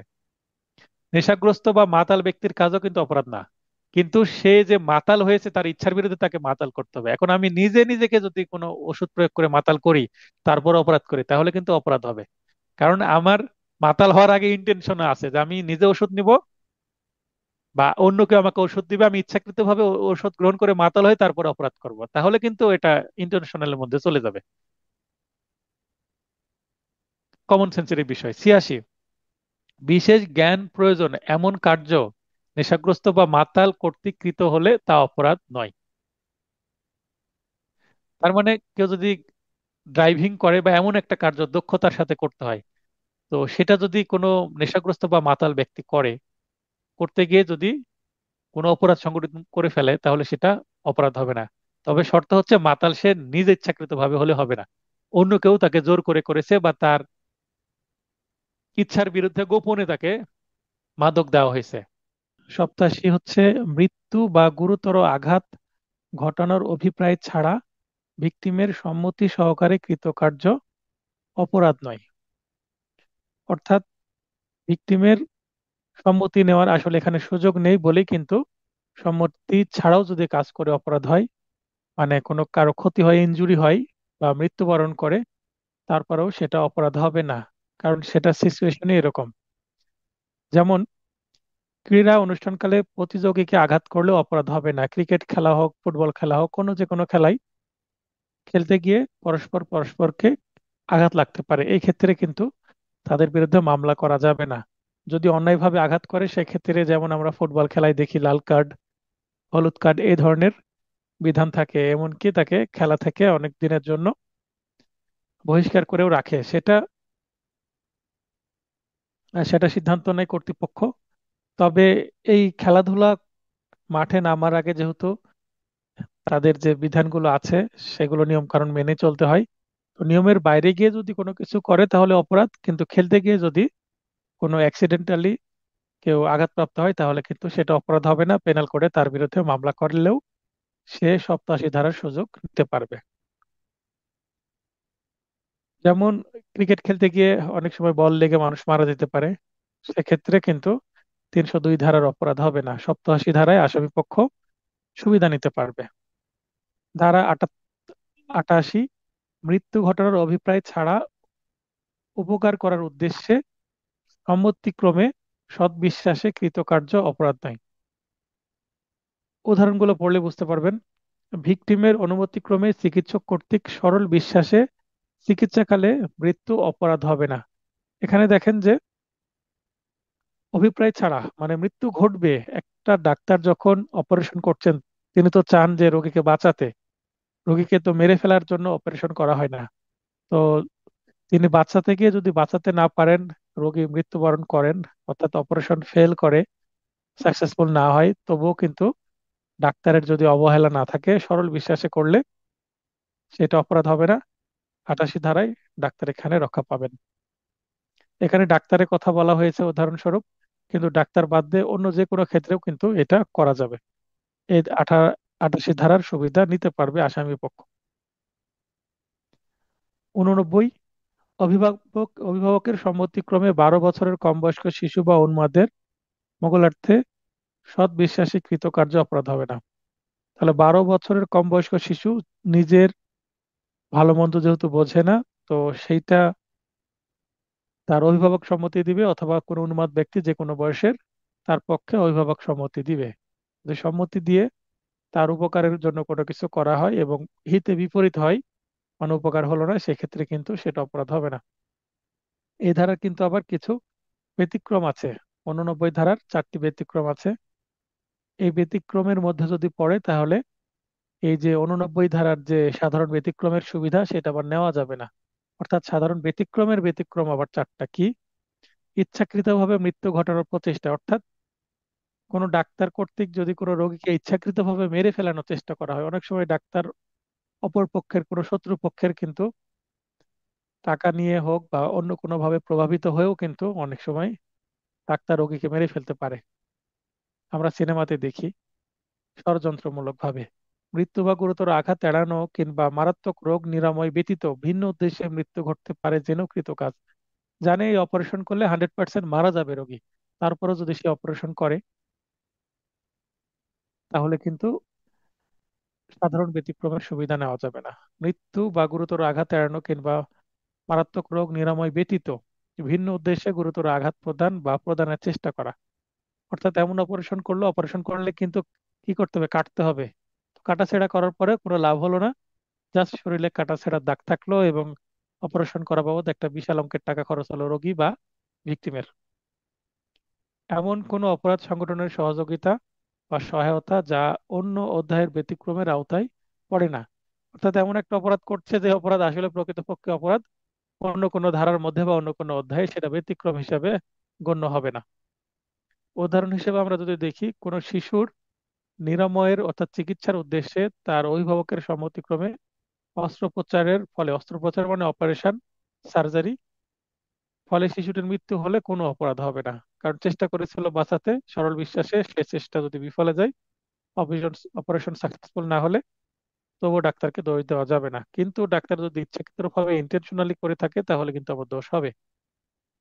ধারা 90, ভীতি বা ভ্রান্ত ধারণার অধীনে গৃহীত সম্মতি বা গৃহীত সম্মতি কোনো সম্মতি নয়। আমরা এর আগে দেখছি কয়েকটি ধারায় যে অভিভাবকের সম্মতি, বিনা সম্মতি, এই যে সম্মতি, এই সম্মতিটা আসলে কিভাবে নিতে হবে, সম্মতি আসলে বুঝিয়ে নিতে হবে। এখন আমি ডাক্তারের অভিভাবক, আমার কাছে এসে আমি রোগীর অভিভাবক মানে ভিকটিমের অভিভাবক, আমার কাছে এসে ডাক্তার বললো এখানে সাইন করেন। এখন আমাকে বুঝিয়ে দেওয়া হলো না। অনেক মানুষ তো সহজ সরল, আমি না হয় সচেতন ব্যক্তি, পড়াশোনা জানি, অ্যাডভোকেট মানুষ, কিন্তু যারা সহজ সরল মানুষ, যারা পড়াশোনা জানে না, তাদেরকে যদি বলে এখানে সই করেন, কিসে সই করছে? চিকিৎসা নিবে, একটা বন্ডে সই নেওয়া হয় অপারেশনের পূর্বে। তো সেটা সম্পর্কে এর আউটপুট কি, কি কেন সই নিচ্ছে এটা না বুঝে যদি সই করে, তাহলে এটা ভ্রান্ত ধারণা। অথবা যদি জোর করে ভয় দেখে সই নেওয়া হয়, যে সম্মতি নেওয়া হয়, তাহলে কিন্তু সেই সম্মতি প্রকৃতপক্ষে সম্মতি নয়। ইংরেজি হলো consent known to be given under fear or misconception. এটা কিন্তু প্রকৃতপক্ষে সম্মতি হবে না। দেখেন, অপ্রকৃতিগ্রস্ত মানে কোনো পাগল ব্যক্তি, নেশাগ্রস্ত বা শিশুর সম্মতি সম্মতি হবে না। কারণ তারা কিন্তু সম্মতি দেওয়ার মতন, কনসেন্ট দেওয়ার মতন মানসিক অবস্থায় থাকেন না। অর্থাৎ উক্তরূপে গৃহীত সম্মতিক্রমে কৃতকার্য অপরাধ হবে। এ ধারাটি সাধারণ ব্যতিক্রম এর ব্যতিক্রম, অর্থাৎ সাধারণ ব্যতিক্রমের আওতাভুক্ত নয়। 90 ধারা আসলে সাধারণ ব্যতিক্রম যতগুলো আছে তার আবার ব্যতিক্রম এর মধ্যে আছে। অর্থাৎ 90 ধারাও সাধারণ ব্যতিক্রমের আওতার বাইরে। 91, ভিকটিমের সম্মতিক্রমে বিশেষ শর্তাধীনে কৃতকার্য অপরাধ নয়। এ ধারাটি 87, 88 এবং 89 ধারার পরিপূরক ধারা হিসেবে কাজ করবে। অর্থাৎ অন্যান্য ক্ষেত্রে এই ধারাটা কাজ করবে। উদাহরণস্বরূপ, স্বতন্ত্রভাবে অপরাধ হলেও জটিল শারীরিক পরিস্থিতিতে গর্ভবতী মহিলার বিপদ এড়াতে তার বা তার অভিভাবকের সম্মতিক্রমে গর্ভপাত করালে অপরাধ হবে না। অনেক সময় মেডিকেল ডিফিকাল্টিজ দেখা যায়, যে বাচ্চা গর্ভে আছে, সঠিকভাবে নাই, বা সঠিকভাবে সে বড় হচ্ছে না, বা খুব জটিল অসুখে নিমজ্জিত হয়ে আছে বাচ্চা। এই অবস্থায় বাচ্চা যদি রাখা হয় তাহলে মা এবং শিশু উভয়েরই প্রাণনাশের একটা সম্ভাবনা আছে। অর্থাৎ দুইজনের বিপদ হতে পারে। এটাকে ইংরেজিতে বলছি মেডিকেল ডিফিকাল্টিস। অর্থাৎ কোনো ডাক্তারই বলছে যে এই বাচ্চাকে রাখা যাবে না, রাখলে মা এবং শিশু দুইজনেরই ক্ষতি হবে, মাকে বাঁচাতে হলে এই বাচ্চাকে রাখা যাবে না। তো এই পরিস্থিতিতে মহিলা যদি সম্মতি দেয় বা মহিলার অভিভাবক সম্মতি দেয়, গর্ভবতী মহিলা, সেক্ষেত্রে কিন্তু গর্ভপাত বা মিসক্যারিয়েজ ঘটানো যাবে। সেক্ষেত্রে এই মিসক্যারেজটা কি হবে না? অপরাধ হবে না। ধারা 92, সম্মতি ছাড়া মোগলার্থে সদ্বিশ্বাসীকৃত কার্য অপরাধ নাই। দেখেন, এর আগে আমরা সম্মতি সহ বলছি, এবার সম্মতি ছাড়াই। অর্থাৎ আমি এখানে লিখে রেখেছি, দেখেন, হিতে বিপরীত হওয়া। এখানেও কিন্তু চারটা শর্ত আছে। এর আগে যে চারটা শর্ত শর্ত আমরা পড়লাম 89 ধারায়, সেম শর্ত এখানেও আছে। উদাহরণ হিসাবে এই শর্তটা দেখি। মনে করেন, জেড ঘোড়া হতে পড়ে গিয়ে জ্ঞান হারায়। চিকিৎসক এ জেড কে বাঁচাতে সরল বিশ্বাসে জেড এর সম্মতি ব্যতীত তার মাথায় অস্ত্রোপচার করে।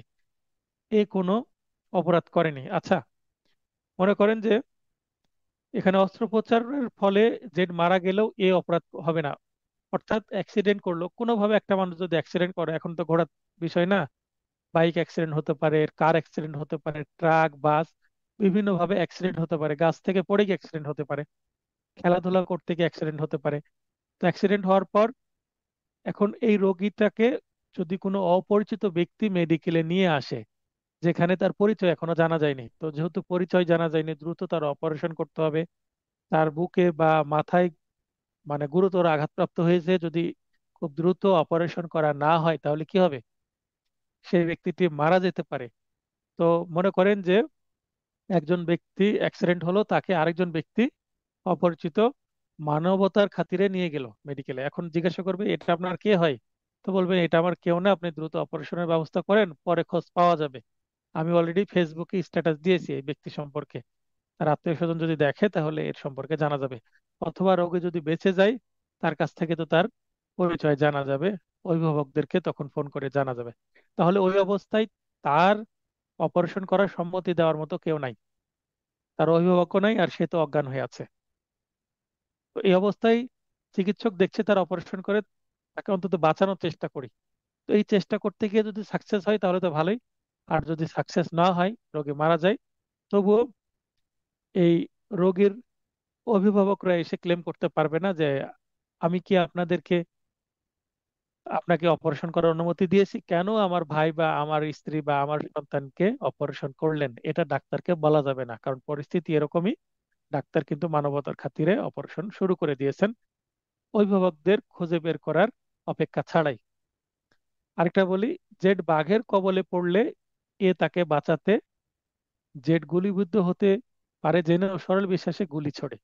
মনে করেন যে একজনকে বাঘ ধরতে আসছে, এই বাঘের উদাহরণ কেন দেওয়া হচ্ছে, আগে জঙ্গল ছিল, জঙ্গল থাকার কারণে বাঘ ভাল্লুক এগুলা বেশি ছিল, মানুষ কিন্তু এই বন্য প্রাণীদের কবলে পড়তো। আর তখন দুই বন্ধু হয়তো বা গিয়েছে, একজনের কাছে বন্দুক আছে, তো বন্ধুকে বাঁচাতে গিয়ে বাঘকে গুলি করতে যে বন্ধুকে লাগতে পারে, কারণ বন্ধু আগে আগে দৌড়াচ্ছে, বাঘ পিছনে পিছনে দৌড়াচ্ছে। এখন অন্য দূরে থেকে বাঘকে গুলি করতে গিয়ে বন্ধুকে যদি গুলি লেগে যায়, এই ধরনের সম্ভাবনা আছে। তারপরেও যেহেতু বাঘের সাথে বন্ধু পেরে উঠতে পারবে না, মানুষ তার বাঘের সাথে দৌড়াতে পারবে না, বা মারামারিতেও জিতবে না যদি তার হাতে কোনো কিছু না থাকে। তো এরকম সিচুয়েশনে ওই ব্যক্তিকে বাঁচাতে অন্য একটি ব্যক্তি যদি গুলি করে, বাঘকে গুলি করতে যায়, ওই বাঘের হাতে মরার আগে সে ওই ব্যক্তির গুলির আঘাতেই মারা গেল। অর্থাৎ আমি বাঁচাতে গেলাম, তাকে বাঁচাতে গিয়ে আমার গুলির আঘাতে যদি সে মারা যায়, তবুও ঘটনাক্রমে এখানে দেখেন ঘটনাক্রমে জেড গুলিবিদ্ধ হয়ে নিহত হয়। তাহলে এ কোনো অপরাধ করেনি, কারণ এ জেডকে আসলে বাঘের হাত থেকে বাঁচানোর চেষ্টা করেছিল। ওই যে প্রথমে আমি একটা লাইন দিয়ে দিয়েছি, হিতে বিপরীত হওয়া। হিত মানে কি, ভালো করতে গেলাম কিন্তু হয়ে গেল খারাপ। তারপরেও যেহেতু সরল বিশ্বাসে করেছি, এখানে দেখেন বারবার কিন্তু গুড ফেথ কথাটা আছে, এখানেও দেখেন গুড ফেথ আছে, ওপরেরটা তো গুড ফেথ আছে। আবার বাংলার মধ্যেও কিন্তু সরল বিশ্বাসে কথাটা আছে, আবার এখানেও দেখেন বাংলার মধ্যে সরল বিশ্বাসে কথাটা আছে। তার মানে সরল বিশ্বাস থাকলে, আমরা সরল বিশ্বাসের সংজ্ঞা কত ধারায় পেয়েছি, 52 ধারায়। তার মানে সরল বিশ্বাসের ব্যবহারটা কতটুকু গুরুত্বপূর্ণ দেখেন। সরল বিশ্বাসে করলে কি হয়ে যাবে, 7 খন মাফ হয়ে যাবে। আর যদি জেনে শুনে ইচ্ছাকৃত ভাবে করা হয় সরল বিশ্বাস ছাড়া, তাহলে কিন্তু সেটার অপরাধ হয়ে যাবে, এই ধারার সুবিধা নেওয়া যাবে না। আতিকুর রহমান সাহেব, বোঝা যাচ্ছে ক্লাস? রায়হান আলী, নতুন স্টুডেন্ট, লাইনে আসার সুযোগ দিয়েছি। রায়হান আলী দেখেন, আপনার স্ক্রিনে লেখা আসছে। আসসালামু আলাইকুম আপনি, স্যার। হ্যাঁ ওয়ালাইকুম আসসালাম, আতিক সাহেব একটু অপেক্ষা করেন। আর রায়হান আলী দেখেন, আপনার স্ক্রিনে লেখা যাচ্ছে, সেখানে আপনি টাচ করলে আপনার মাইকটা অন হবে। আপনি আনমিউট শব্দটাতে টাচ করেন, অথবা নিচের দিকে দেখেন মাইক আঁকানো আছে, সেখানে লেখা আছে আনমিউট, সেখানে টাচ করেন। হ্যাঁ স্যার, শুনে যাচ্ছে আচ্ছা, স্যার। হ্যাঁ রায়হান সাহেবকেও আমি শুনতে পাচ্ছি। আর রায়হান হ্যাঁ সাহেবকে স্যার। প্রশ্ন আমার যে আপনি ক্লাস বুঝতে পারছেন তো? জি স্যার, নতুন ক্লাস করতেছি, বোঝা যাচ্ছে স্যার। আচ্ছা, আলহামদুলিল্লাহ বুঝতে পারছেন। যদি বুঝতে না পারেন তাহলে ক্লাসের শেষে কথা বলার সুযোগ দিব, অথবা ইনস্ট্যান্টলি যদি কোনো প্রশ্ন করতে চান, মাথার মধ্যে প্রশ্ন আসে, কৌতূহল তৈরি হয়, সেক্ষেত্রে দেখবেন নিচে, আপনি ফোনে ক্লাস করছেন না কম্পিউটারে? হ্যাঁ, ফোনে স্যার। ফোনে দেখেন, ফোনের দিকে, আপনার ফোনের নিচে, হ্যাঁ নিচে হ্যাঁ দেখেন স্যার। বাম দিকে আছে মিউট, তারপর স্টপ ভিডিও, আপনার ভিডিও, তারপরে অডিও, তারপরে পার্টিসিপেন্ট, মানে এখানে এই লাইন দিকে দেখেন যে রিয়াকশনস বলে একটা বাটন আছে, দেখতে পাচ্ছেন নিচের দিকে রিয়াকশনস? Sir, participate chat. হ্যাঁ, রিয়াকশন দেখা যাচ্ছে স্যার। লাভ চিহ্ন। হ্যাঁ রিয়াকশন, হ্যাঁ রিয়াকশন লাভ চিহ্নের ভিতরে টাচ করেন, দেখেন কিছু লেখা আসবে। হ্যাঁ। হ্যাঁ আসছে? স্যার, আছে স্যার। উপরে কি আছে? এরকম চিহ্ন দিয়ে লেখা আছে রেজ হ্যান্ড, আছে কিনা? হ্যাঁ, রেজ হ্যান্ড আছে স্যার। হ্যাঁ, এখন আপনার মাইক আমি এখন অফ করে দেবো, কারণ আপনার ওখানে একটু শব্দ হচ্ছে। এখন এরপরে আপনি যদি কথা বলতে চান তাহলে ওই যে রিয়াকশনের মধ্যে গিয়ে রেজ হ্যান্ডে টাচ করলে আমি বুঝতে পারবো যে হ্যাঁ রায়হান সাহেব হাত উত্তোলন করেছে। তখন আপনার আবার মাইক অন করার সুযোগ করে দিব। ঠিক আছে? হ্যাঁ হ্যাঁ, জি স্যার। আপনার আপনার আশেপাশে সম্ভবত টিভি চলছে বা কোনো কথা হচ্ছে, ঠিক তো? মানে রাস্তার ধারে তো স্যার, ওই জন্য স্যার। হ্যাঁ, তাহলে আমি আপনাকে মিউট করে দিচ্ছি। যখন কথা বলতে হবে তখন রেজ হ্যান্ডে যাবেন, আমি কথা বলার সুযোগ দিব। ঠিক আছে? না হলে আপনাকে ইয়েস রাখলে স্যার। এই পুরো পুরো ভিডিওটার মধ্যে কিস কিস এই বিভিন্ন শব্দ হবে। আপনাদের পরে ভিডিওতে রেকর্ডেড যে ভিডিওটা দিব তখন আবার শুনতে কষ্ট হবে। ঠিক আছে? হ্যাঁ স্যার। ভালো থাকবেন। ক্লাসটা বোঝার চেষ্টা করেন। নোট নোট তো পেয়েছেন আশা করি, নাকি? হ্যাঁ, নোট পেয়েছি স্যার। আগে নোট নিছি স্যার। আচ্ছা, তাহলে নোট তো কাছে। হ্যাঁ, নোট তো আপনার হ্যাঁ। আগে থেকে আছে এটা। ঠিক আছে, আপনি পড়তে থাকেন। ঠিক আছে। আচ্ছা, আতিক সাহেব বুঝতে পারছেন? জি স্যার, বুঝতে পারছি। আপনার ওখানেও তো নয়েজ হচ্ছে দেখছি। আচ্ছা, দেখছি। আচ্ছা, আমি ক্লাসটা এগিয়ে নিই। যারা প্রশ্ন করবেন ওই রেজ হ্যান্ড অপশনে গিয়ে প্রশ্ন করবেন। আরো একটু উদাহরণ পড়ি তাহলে। আমি বলছিলাম যে সরল বিশ্বাস খুবই গুরুত্বপূর্ণ শব্দ। আমি যেহেতু অনুমতি নিচ্ছি না, সম্মতি ছাড়া মঙ্গল করতে গিয়ে দেখছি যে বাঘ একজনকে তেড়ে নিয়ে চলে যাচ্ছে, আমি বাঘকে গুলি করতে গিয়ে আরেকজনকে মেরে ফেললাম। তাহলে তার তো সম্মতি নেওয়ার সুযোগ নাই, আমি কি গুলি করব এটা বলার সুযোগ নাই। তারপরে একজন অ্যাক্সিডেন্ট হয়েছে, তার অপারেশন করতে গিয়ে ডাক্তার তো তাকে জিজ্ঞাসা করতে পারছে না যে অপারেশন করবে কি করবে না। তার বা তার অভিভাবককে পাওয়া যাচ্ছে না, তাই। আচ্ছা, আরেকটা উদাহরণ পড়ি, উদাহরণ সি।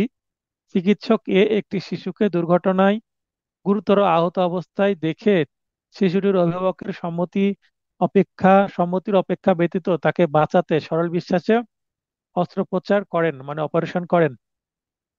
এ কোনো অপরাধ করেনি। একই কথা আমি এর আগে বলেছি। অস্ত্রোপচারের ফলে শিশুটি মারা গেলেও এর অপরাধ হবে না। আরো একটি উদাহরণ, আপনারা ইংরেজি উদাহরণটা পড়ে নেবেন, আমি বাংলা করে দিচ্ছি, শুধু বাংলাগুলো পড়ে দিচ্ছি। একটি জ্বলন্ত বাড়িতে একটি শিশু জেড এর সাথে আছে। জ্বলন্ত মানে পুড়ে যাচ্ছে আগুনে। বাড়িটির নিচে লোকজন একটি কম্বল ধরে আছে। তার মানে হয়তোবা দোতলা, তিনতলা বা সাততলা উপরে শিশু আছে। উপর থেকে হয়তোবা কম্বলের উপরে নিচে শিশুকে ছুঁড়ে ফেলবে, না হলে শিশু মারা যেতে পারে। যদি সিঁড়ি দিয়ে নামতে যায় বা অন্য কোনো ভাবে নামতে চায়, তাহলে শিশুটিকে বাঁচানোর জন্য উপর থেকে কম্বলের উপরে কি ফেলে দেওয়ার চিন্তা ভাবনা হয়তোবা। দেখি, শিশুটি কম্বলের বাইরে পড়ে মৃত্যুবরণ করতে পারে জেনেও সরল বিশ্বাসে তার অভিভাবকের সম্মতি ব্যতীত তাকে নিচে ছেড়ে দিলে নিচে পড়ে শিশুটি মৃত্যুবরণ করে, অর্থাৎ কম্বলের উপরে পড়েনি, কোনো কারণে কম্বলের বাইরে চলে গেছে। অনেক সময় এই যে যারা ফায়ার ফাইটার, যারা অগ্নি নির্বাপক কর্মী, তারা কিন্তু এই যে আগুন নিভাতে গিয়ে অনেক সময় কোনো ব্যক্তিকে বাঁচাতে গিয়ে বা কোনো শিশুকে বাঁচাতে গিয়ে এই ধরনের পদক্ষেপ নিতে হতে পারে। যদি এই ধরনের পদক্ষেপ নিয়ে যদি সাকসেস হয় তো ভালো, সবার বাহবা পাবে। সাকসেস না হলেও কিন্তু তাদের অপরাধ হবে না, কারণ এটা তাদের কর্তব্যের অংশ ছিল। এবং এখানেও নিশ্চয়ই সরল বিশ্বাস শব্দটা থাকবে। দেখেন, এখানেও আছে সরল বিশ্বাসে। ইংরেজি যদি খুঁজি, এখানেও দেখেন গুড ফেথ। তার মানে আমি ছেড়ে দিচ্ছি শিশুটিকে বাঁচানোর জন্য। সরল বিশ্বাস মানে কি? যথেষ্ট সতর্ক এবং মনোযোগ সহকারে। আমি ইচ্ছাকৃতভাবে ছুড়ে ফেলে দিলাম তা না, আমি সতর্ক এবং মনোযোগ সহকারে কাজ করতে হবে। সরল বিশ্বাসের অর্থই হচ্ছে যথেষ্ট সতর্ক ও মনোযোগ সহকারে। প্রয়োজনে 52 ধারাটি এখন আবার দেখে নিন, তাহলে সরল বিশ্বাস মানে কি বুঝতে পারবেন। এক্সপ্লেনেশন, ব্যাখ্যা আছে যে Mary pecuniary benefit is not benefit within the meaning of section 88, 89 and 92। এই যে বলা হচ্ছে যে মঙ্গলের জন্য, উপকার করার জন্য, হিত করার জন্য আমি সরল বিশ্বাসে আরেকজনের কি করলাম, কোনো কিছু করতে গেলাম, করতে গিয়ে হিতে বিপরীত হয়ে গেল। এই যে মঙ্গল, এই মঙ্গলটা শুধুমাত্র যদি আর্থিক মঙ্গল হয়, মানে অর্থ বাঁচাতে গিয়ে যদি কারো ক্ষতি করে ফেলি, তাহলে কিন্তু এটা আবার হবে না। কারণ কোটি টাকার থেকে একটা মানুষের জীবনের মূল্য অনেক বেশি। যে এখানে যদি আমি একটা কাজ করি তো আমার দেখা যাচ্ছে যে 10 লাখ টাকার ক্ষতি হয়ে যাবে। তো 10 লাখ টাকার ক্ষতির থেকে একটা মানুষকে মেরে ফেলি। যদি এই মঙ্গল করতে যাই, যে টাকা বাঁচাতে যাই বা সম্পদ বাঁচাতে যাই, কোনো ভবন বাঁচাতে যাই, ভবন বাঁচাতে গিয়ে এমন কাজ করলাম যে মানুষকে মেরে ফেললাম। যেমন মনে করেন যে একটা ভবনে আগুন লেগেছে, ওই ভবনে মনে করেন 10 জন লোক আছে। তো ওই ভবনে যাওয়ার জন্য তো গাড়ি রাস্তা দিয়ে যাবে, তো ফায়ার ফাইটার এত জোরে গাড়ি চালিয়ে আসছে যে রাস্তায় রোডের মধ্যে আবার 10-12 জন লোককে পিষে মেরে পিষ্ট করে চলে গেল। তাহলে রাস্তায় এত র্যাশ ড্রাইভিং করা যাবে না ফায়ার ফাইটারদের, যে রাস্তার লোক আবার মেরে ওই আগুন নিভাতে যেতে হবে, তাহলে সতর্কভাবেই যেতে হবে। আবার দেখা যাচ্ছে এমন একটা ব্যাংকে আগুন লেগেছে যে ব্যাংকে অনেক টাকা পড়ে শেষ হয়ে যেতে পারে। তো ব্যাংকের টাকা বাঁচাতে গিয়ে ব্যাংকের মানুষদেরকে না বাঁচিয়ে টাকা বাঁচাতে যাচ্ছে। তো আগে মানুষ বাঁচাতে হবে, তারপরে টাকা। তো এখানে বলা হচ্ছে যে মেরি পিকুইনারি বেনিফিট, মানে শুধুমাত্র আর্থিক মঙ্গল। প্রকৃতপক্ষে এই ধারাগুলোতে যে মঙ্গলের কথা বলা হয়েছে সে মঙ্গল না, মঙ্গল বলতে মানুষের জীবন বাঁচানোর কথা আসলে বলা হচ্ছে। কমন সেন্স দিলেও কিন্তু এটা বোঝা যায়। তারা 83, সৎবিশ্বাসে কৃত যোগাযোগ বা সংবাদ প্রদান অপরাধ নয়। তাহলে communication made in good faith, এখানেও কিন্তু গুড ফেথের কথা বলা হয়েছে। আর সরল বিশ্বাস বা সৎ বিশ্বাস, একই কথা, সৎ বিশ্বাস। উদাহরণ, এ একজন সার্জন বা ডাক্তার, রোগীটি সংবাদ শুনে মারা যেতে পারে জেনেও সরল বিশ্বাসে একজন রোগীকে বললেন আপনি বাঁচবেন না। মনে করেন যে ডাক্তারের কাছে ট্রিটমেন্ট নিতে আসছে, তার বেশ গুরুতর অসুখ হয়েছে, ক্যান্সার বা তার থেকে বড় কিছু, এবং লাস্ট স্টেজে, হয়তো বা 1-2 মাস বাঁচবে। তো ডাক্তার দেখছে যে তার সাথে কোনো অভিভাবক আসেনি এবং তিনি একজন বয়স্ক ব্যক্তি, তো তার টেস্টের রিপোর্ট তাকে বলতে হবে। এক্স রে করেছে, এমআইআর করেছে, সিটি স্ক্যান করেছে, যেটাই করুক না কেন, এগুলো রিপোর্ট সবকিছু দেখে, ব্লাড রিপোর্ট দেখে ডাক্তার বলছে যে আর কেমো দিয়ে লাভ নাই, কারণ আপনি আর বাঁচবেন না। এটা শুনে তার আবার হার্ট দুর্বল ছিল, যে আমি বাঁচবো না, এই আতঙ্কিত হয়ে সে কি ওখানে হার্ট ফেল করলো বা স্ট্রোক করে মারা গেল। তার মানে ওই যে অসুখে মারা যাওয়ার আগে ডাক্তারের সংবাদ শুনে সে ইনস্ট্যান্টলি আকস্মিকভাবে রোগীটি মারা গেল সংবাদ শুনেই। ঠিক আছে? কেন? ওই যে আপনি বাঁচবেন না এই কথা শুনে। তো এই যে ডাক্তার যে কথাটা বললো, এটা তো বলতে হবে, কারণ সে তো জিজ্ঞাসা করছে যে কি হয়েছে ডাক্তার, আমার কি অবস্থা রিপোর্টের। তো তার উত্তরে তিনি বলছেন আপনি বাঁচবেন না। এরকম সিচুয়েশন আরকম অনেক হতে পারে, ডাক্তারের ক্ষেত্রে হতে পারে, অন্য কিছু ক্ষেত্রে হতে পারে। একটা উদাহরণ দিয়ে, মনে করেন যে মিস্টার এক্স অ্যাক্সিডেন্ট করেছে। তো মিস্টার এক্স অ্যাক্সিডেন্ট করেছে, তো মিস্টার এক্স এর পরিচিত এক ব্যক্তি মিস্টার এক্স এর ওয়াইফকে ফোন দিল, বা মিস্টার এক্স এর বাবা বা মাকে ফোন দিল যে আপনার ছেলে বা আপনার স্বামী কি হয়েছে, অ্যাক্সিডেন্ট করেছে, তো খুবই গুরুতর অবস্থা, অথবা অ্যাক্সিডেন্ট করে মারাই গেছে। এই কথা বলাতে মোবাইল ফোনে এই কথা শুনে ওই ব্যক্তির স্ত্রী বা বাবা মা, মা যাকে সংবাদ দেওয়া হলো, তিনি আবার কিন্তু হার্ট ফেল করে মারা যেতে পারে। কারণ খুব কাছের ভালোবাসার মানুষের যদি মৃত্যু বা বিপদের খবর শুনে, তাহলে মানুষ আতঙ্কিত হয়ে মারা যেতে পারে। তো এই যে মোবাইল ফোনে যে খবর দিল, সে কিন্তু সৎ বিশ্বাসে দিয়েছে, সে তো জানে না, খবর তো দিতেই হবে, কারণ একটা মানুষ মারা গেল, তার পরিবারকে জানাতেই তো হবে। তো জানাতে গিয়ে যদি আবার হিতে বিপরীত হয়, তাহলে কিন্তু যে খবর দিল তাকে আবার কিন্তু কি করা যাবে না, মামলা করে ফাঁসানো যাবে না। তো যদি মামলা করে তাহলে 93 ধারায় তিনি কি করতে পারবেন, সুযোগ সুবিধা নিতে পারেন। আচ্ছা, জাহিদ, জাহিদ সাহেবকে লাইনে আসার সুযোগ দিয়েছি, খুলনা। জাহিদ সাহেব, সাহেব খুলনা, লাইনে আসবেন। দেখেন নিচে মাইক আঁকানো আছে, অথবা আমি আপনাকে সুযোগ দিচ্ছি, আপনার স্ক্রিনে লেখা আসছে, আপনি সেখানে আনমিউট করেন। জাহিদুল ইসলাম, খুলনা।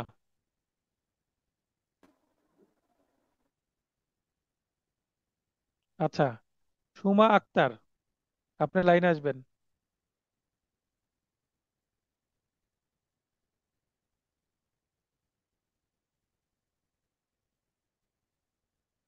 শেখ রহমতুল্লাহ, লাইনে আসবেন। সালামু আলাইকুম। ওয়ালাইকুম আসসালাম। উদাহরণ বুঝতে পারছেন ভাইজান? জি স্যার। এখানে বলা হচ্ছে রোগী ডাক্তার, এই রোগী ডাক্তারের কাছে আসছে, ট্রিটমেন্ট করার এক পর্যায়ে তো রিপোর্টের কথা বলতে হবে যে কি অবস্থা। তো ডাক্তার বলে আপনি তো আর বাঁচবেন না, চিকিৎসা করে লাভ নাই, যে কয়দিন আছেন ভালো মন্দ খান, এরকম বলে, তো বলে না? জি। তো এটা শুনে যদি রোগী ইনস্ট্যান্টলি হার্ট ফেল করে মারা যায়, তাহলে ডাক্তারকে আবার কিন্তু দোষারোপ করা যাবে না। আর একটু আগে যে উদাহরণ দিলাম জি ঠিক একই ধারার মধ্যেই পড়বে। অ্যাক্সিডেন্ট করেছে, আপনি সংবাদ দিলেন। মনে করেন যে আপনার একটা চ্যানেল আছে, তাই না, RRS টিভি, জি জি ইউটিউবে। তো একটা একটা অ্যাক্সিডেন্ট হয়েছে, ইনস্ট্যান্ট স্পটে ডেট হয়েছে 3 জন। তো আপনি কি করলেন? ভিডিও করলেন, দিয়ে আপনার ইউটিউব চ্যানেলে, ফেসবুকে দিয়ে দিলেন। আপনার সাংবাদিক মানুষ, আবার অ্যাডভোকেট হবেন ইনশাল্লাহ। তো এই যে ইনশাল্লাহ। আপনার ভিডিও দেখলো, লাইভ আপনি চালাচ্ছেন, লাইভ ভিডিও চালাচ্ছেন, আপনার ভিডিও দেখলো, দেখে ওই যে যারা মারা গেছে তার আত্মীয় স্বজনের মধ্যে একজন আবার হার্ট ফেল করে মারা গেল। এখন RRS টিভির যে স্বত্বাধিকারী শেখ রহমতুল্লাহ নামে মামলা করে দিল। তখন রহমতুল্লাহ ভাই কি করবে? 93 ধারায় সুবিধা নিতে সুযোগ পারবেন, নিব। যে না, আমি তো এটা সৎ জি বিশ্বাসে করেছি। তাই না? ক্লিয়ার বুঝতে পারলেন তাহলে? জি এখানে একটা উদাহরণ আছে, জি স্যার। কিন্তু সিচুয়েশন যদি মিলে যায়, তাহলে প্রভিশন বা আইন কিন্তু আপনাকে বুঝে নিতে হবে যে এটা কোন ধারায় যেতে পারে। আপনি এটা বলতে পারবেন না আমি তো লাইভ করেছি, তো এটা ভিডিও দেখেছে, তাহলে কি হয়েছে? আমি আসলে লাইভ দেখানো মানে আপনি তো কমিউনিকেশন করছেন। আপনার চ্যানেলের ভিডিও দেখে মানুষ কমিউনিকেশন পাচ্ছে, অর্থাৎ মানুষের সাথে আপনি যোগাযোগ স্থাপন করছেন, আপনার ভিডিও দেখে তথ্য পাচ্ছে মানুষ। তাহলে এটাও কিন্তু 93 ধারায় আসবে। আসবে কি না, ক্লিয়ার বিষয়টা? জি স্যার। এই আইনটা হচ্ছে 1860 সালের আইন। অনেক পুরাতন পুরাতন উদাহরণ আছে। ওই সময় যে ধরনের অপরাধ হতো, যে ধরনের সিচুয়েশন হতো, এই যেমন ঘোড়া থেকে পড়ে যে এই জিনিসগুলো, আগে ঘোড়া কিন্তু একটা ভালো মাধ্যম ছিল যাতায়াতের, তাই উদাহরণগুলো এরকম। কিন্তু এখন কিন্তু আধুনিক যুগ, উদাহরণগুলো ভিন্ন ভিন্ন হতে পারে। তো নতুন উদাহরণ দিক না কেন, আপনাদের বুঝে উত্তর করে আসতে হবে যে এই উদাহরণটা কোন সেকশনের বিধানের সাথে ফিট করে। ঠিক আছে? তো জি আপনারা মনের মধ্যে যদি এই ধরনের কোনো উদাহরণ আসে, আপনি লাইভ ক্লাসে কোনো একটা সেকশন পড়ছি, এই জায়গায় যদি রেলিভেন্ট একটা উদাহরণ মাথায় আসে, বলতে পারেন যে এটা এই ধারায় আসবে কিনা। অথবা আমাকে মেসেজ করতে পারেন যে আজকে যে ক্লাসটা করলাম, আমার এই উদাহরণটা মনে হচ্ছে, এটা কোন ধারায় যাবে, 94 না 93 না 92। এইভাবে নিজেকে যাচাইও করতে পারেন, নিজেও একটা উদাহরণ বানানোর চেষ্টা করেন, তাহলে বুঝতে পারবেন। আচ্ছা, ধারা 94, হুমকির ফলে বাধ্য হয়ে কৃতকার্য অপরাধ নাই। হুমকি দেওয়া হচ্ছে যে কাজটা না করলে কিন্তু তোকে মেরেই ফেলবো, তো হুমকির ফলে আমি কিন্তু কাজটা করে ফেললাম। যেমন খুন ও রাষ্ট্রের বিরুদ্ধে মৃত্যুদণ্ডের দণ্ডনীয় অপরাধের ক্ষেত্রে অত্র ধারা কিন্তু প্রযোজ্য নাই। কেউ যদি বলে যে কি করতে হবে, যে একজন ব্যক্তিকে খুন করতে হবে, যাও খুন করে আসো, খুন না করলে তোমাকেই মেরে ফেলবো, তার মানে চাপ সৃষ্টি করে খুন করা হচ্ছে, সেক্ষেত্রে নিজেকে বাঁচাতে অন্য একটা মানুষকে খুন করা যাবে না, তাহলে 94 ধারার সুবিধা পাওয়া যাবে না। রাষ্ট্রের বিরুদ্ধে যে কোনো অপরাধ, রাষ্ট্রদ্রোহ থেকে শুরু করে রাষ্ট্রের বিরুদ্ধে যুদ্ধ ঘোষণা, এই ধরনের যে অপরাধ যদি করতে যায়, কেউ যদি বাধ্য করে, মনে করেন যারা অন্যায় করে গ্রুপ আছে, হ্যাঁ, জঙ্গি বাহিনীর যারা আছে, তারা চাপ সৃষ্টি করছে একজনকে, তো এই কাজটা করতে হবে, সে যদি অস্বীকার করে মেরে ফেলবে বা পরিবারে ক্ষতি সাধন করবে, ভয়ভীতি দেখাচ্ছে, তারপরও সেই কাজটি করা যাবে না, করলে 94 ধারার সুবিধা পাওয়া যাবে না। তার মানে এটা প্রযোজ্য নয়, মানে ব্যতিক্রম 94। তাহলে কোন ক্ষেত্রে প্রযোজ্য দেখে নি।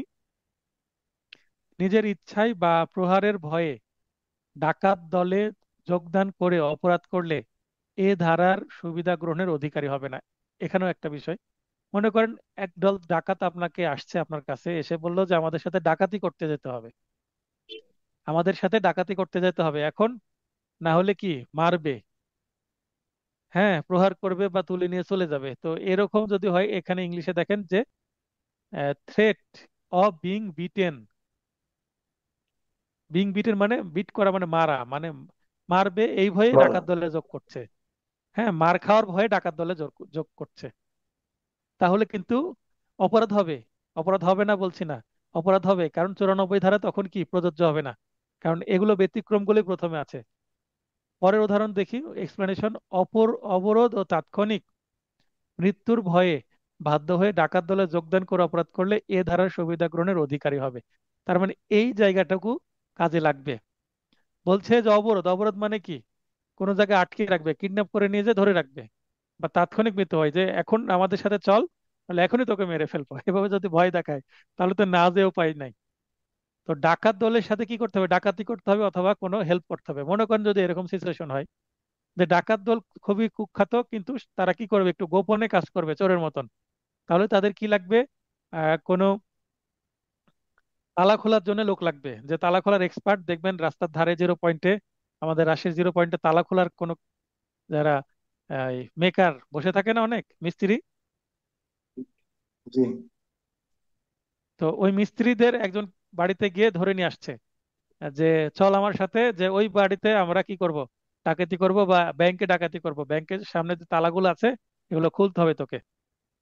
তো না হলে এই যে গলায় কি ধরেছে, চাকু ধরেছে বা পিস্তল ধরেছে, এখন যে তালা খুলবে সে তো ভয়ে চলে যাবে, তাই না? ভয়ে চলে যে সে কি করবে, ওই তালা খুলে দিবে। তো সে যেহেতু তালা খুলে দিচ্ছে, সে কিন্তু যদিও মনে হচ্ছে ডাকাতিতে অংশগ্রহণ করছে, কিন্তু সে কিন্তু সম্পদ লুট করছে না। তার মানে ডাকাতিতে অ্যাক্টিভ পার্ট প্লে তার নাই। এই শব্দটা মনে রাখবেন, অ্যাক্টিভ পার্ট প্লে। তার মানে প্রত্যক্ষ অংশগ্রহণ নাই, সে জাস্ট ভয়ে কি করছে, মৃত্যুর ভয়ে তালাটা খুলে দিচ্ছে, মানে ডাকাতিতে সহযোগিতা করছে, কিন্তু অ্যাকচুয়ালিতে ডাকাতিতে অংশগ্রহণ করছে না। ভিতরে প্রবেশ করে ডাকাতির মাল নামাল সে নিয়ে আসছে না, এবং ডাকাতির মালের হয়তো বা সে অংশও নিবে না। কিন্তু সে যদি ডাকাতির মালের অংশ নেয়, তাহলে কিন্তু আবার ডাকাত হয়ে যাবে। তো ডাকাতির মালের যদি অংশ না হয়, খালি মৃত্যু ভয় ওই কাজটুকু করে ওখান থেকে সে যদি সরে পড়ে, তাহলে কিন্তু সে 94 ধারার সুবিধা নিতে পারবে। তার মানে ডাকাত যেহেতু ভয় দেখিয়েছিল, এই ভয় আমি কাজটি করছি। আবারও বলি, 94 ধারায় হুমকির ফলে বাধ্য হয়ে কৃতকার্য অপরাধ নয়। মনে করেন যে একজন নেতা, কিছুদিন পরে ভোট হবে, তো হবে না? হুম এখন ফেব্রুয়ারিতে হোক আর পরে হোক ভোট হবে, ভোটের সময় মনে করেন যে একজন নেতার লোক এসে আপনাকে ধরলো, যে ভাই আমার পক্ষে ভোট দিতে হবে, না হলে কিন্তু তোমার খবর আছে। এখন প্রাণ বাঁচাতে কেউ যদি ভোট দিয়ে ফেলে, তাহলে এটা অপরাধ হবে না, কারণ প্রাণ আগে না, একটা ভোট আগে। বুঝতে পেরেছেন? তো জি এখানে কতটা হুমকি দেখানো হয়েছে এবং কি ক্ষেত্রে কি কাজের জন্য হুমকি দেওয়া হয়েছে, সেটা কিন্তু যতটুকু সবুজ করেছি আমি এই 94 ধারায়, ততটুকু মাথায় নিলেই বোঝা যাবে যে কোথায় সুবিধা পাওয়া যাবে, কোথায় সুবিধা পাওয়া যাবে না। এক্সপ্লেনেশন 1-এ যেটা বলা হচ্ছে সুবিধা পাবে না, এক্সপ্লেনেশন 2-এ বলা হচ্ছে সুবিধা পাবে, মানে অধিকারী হবে এ ধারার সুবিধা। তার মানে এক্সপ্লেনেশন 1-এ অপরাধ হবে, এক্সপ্লেনেশন 2-এ অপরাধ হবে না। এক্সপ্লেনেশন 1-এ কেন অপরাধ হবে? কারণ সে ডাকাত দলে যোগদান করছে, তার মানে সে ডাকাতি করেছে, এবং যে সোনা দানা পাবে সেটার অংশ সে নিবে। আর এক্সপ্লেনেশন 2-তে কিন্তু সে জাস্ট হয়তোবা তালা খুলে দিয়েছে, ইনঅ্যাক্টিভ পার্ট প্লে আছে, অপরাধে সহযোগিতা করেছে কিন্তু প্রকৃত অপরাধে অংশগ্রহণ করেনি, এবং সে ডাকাতির মালামালও গ্রহণ করেনি, জাস্ট ওই কাজটুকু করে ওখান থেকে সরে পড়েছে। তো খুবই জটিল বিষয়গুলো, এখানে ফ্যাক্টটা জরুরি, অর্থাৎ ঘটনাটা আসলে কি ঘটেছে তার উপর ডিপেন্ড করে কিন্তু 94 ধারার সুবিধা পাওয়া যাবে। বলে রাখা ভালো, 94 ধারা থেকে ইতিপূর্বে এমসিকিউ এবং রিটেন প্রশ্ন হয়েছে। 94 ধারা খুবই ইম্পর্টেন্ট এবং জটিল। রিটেন প্রশ্ন আসলে 94 ধারা থেকে কিন্তু প্রশ্নের উত্তর করা টাফ। আমি এই ধরনের প্রশ্ন করেছিলাম, আমি যদিও আর একটু পেঁচিয়ে দিয়েছিলাম। আমার ভালো ভালো স্টুডেন্ট আগের ব্যাচের যারা টপ করে, তারাও কিন্তু ভুল করেছে। অতএব এই সেকশনগুলো থেকে আমি কিন্তু অনেক জটিল প্রশ্ন করি, এমসিকিউ, রিটেন এবং ভাইভাতেও। অতএব আপনারা ধারাগুলো বোঝার চেষ্টা করবেন ইংরেজি সহ। প্রয়োজনে মূল বইটাও একটু 94 ধারা দেখে নেবেন কি বলা হচ্ছে। তবে আমি যতটুকু বললাম, এই লেখার সাথে আমার কথাগুলো যদি মাথায় প্রবেশ করে, আশা করি সমস্যা হওয়ার কথা না, কারণ আমি কনসেপ্ট ক্লিয়ার করে দিচ্ছি, বইয়ে বিস্তারিত আছে। রহমত ভাই, বোঝা গেল? জি স্যার আচ্ছা, এবার ধারা আমরা 95 পড়বো।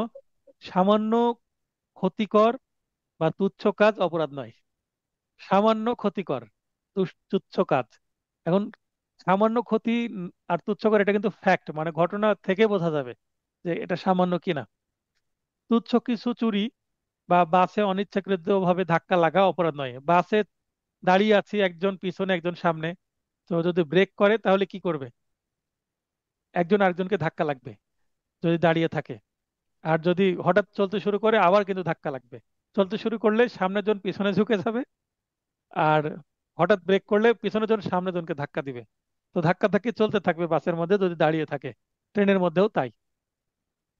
ট্রেনের মধ্যে কম লাগে কিন্তু বাসের মধ্যে বেশি। তো এটা কিন্তু অনিচ্ছাকৃত বা ধাক্কা, এবং এই ধাক্কাতে কি আর যায় আসে, খুব বেশি তো মানুষ ক্ষতিগ্রস্ত হয় না। তাহলে এটার জন্য আর মামলা করার দরকার নেই, মামলা করলেও 95 ধারার ধারার সুবিধা নিয়ে আসামি খালাস পাবে। তুচ্ছ কিছু চুরি, মনে করেন যে কোর্টে কোর্টে কি হলো, ওই আমার সেরেস্তায় একজন মক্কেল আসলো, আমি মনে করেন কলম দিয়ে লিখছি, আর মক্কেলের একটা কলম পছন্দ হয়েছে, আমাকে না বলে আমার কলমটা চুরি করে নিয়ে চলে গেল। হয়তো 5 টাকা, 10 টাকা, 20 টাকা, 100 টাকা সর্বোচ্চ কলম। পাবলিক প্লেসে এর থেকে আর বেশি দামি কলম তার ব্যবহার করবো না, সোনার কলম হলে হয়তো বা লাখ লাখ টাকা দাম হবে। তো 5-10 টাকা দামের জিনিস যদি কেউ চুরি করে নিয়ে যায়, এটার জন্য কেউ মামলাও করবে না, আর মামলা করলেও সেটা তুচ্ছ চুরি বলে কিন্তু কি হবে, সেটা বেঁচে যাবে। তো এখানে দেখেন স্লাইট হার্ম, সামান্য, সেটা অপরাধ হবে না, এটা কমন সেন্স দিলে বোঝা যায়।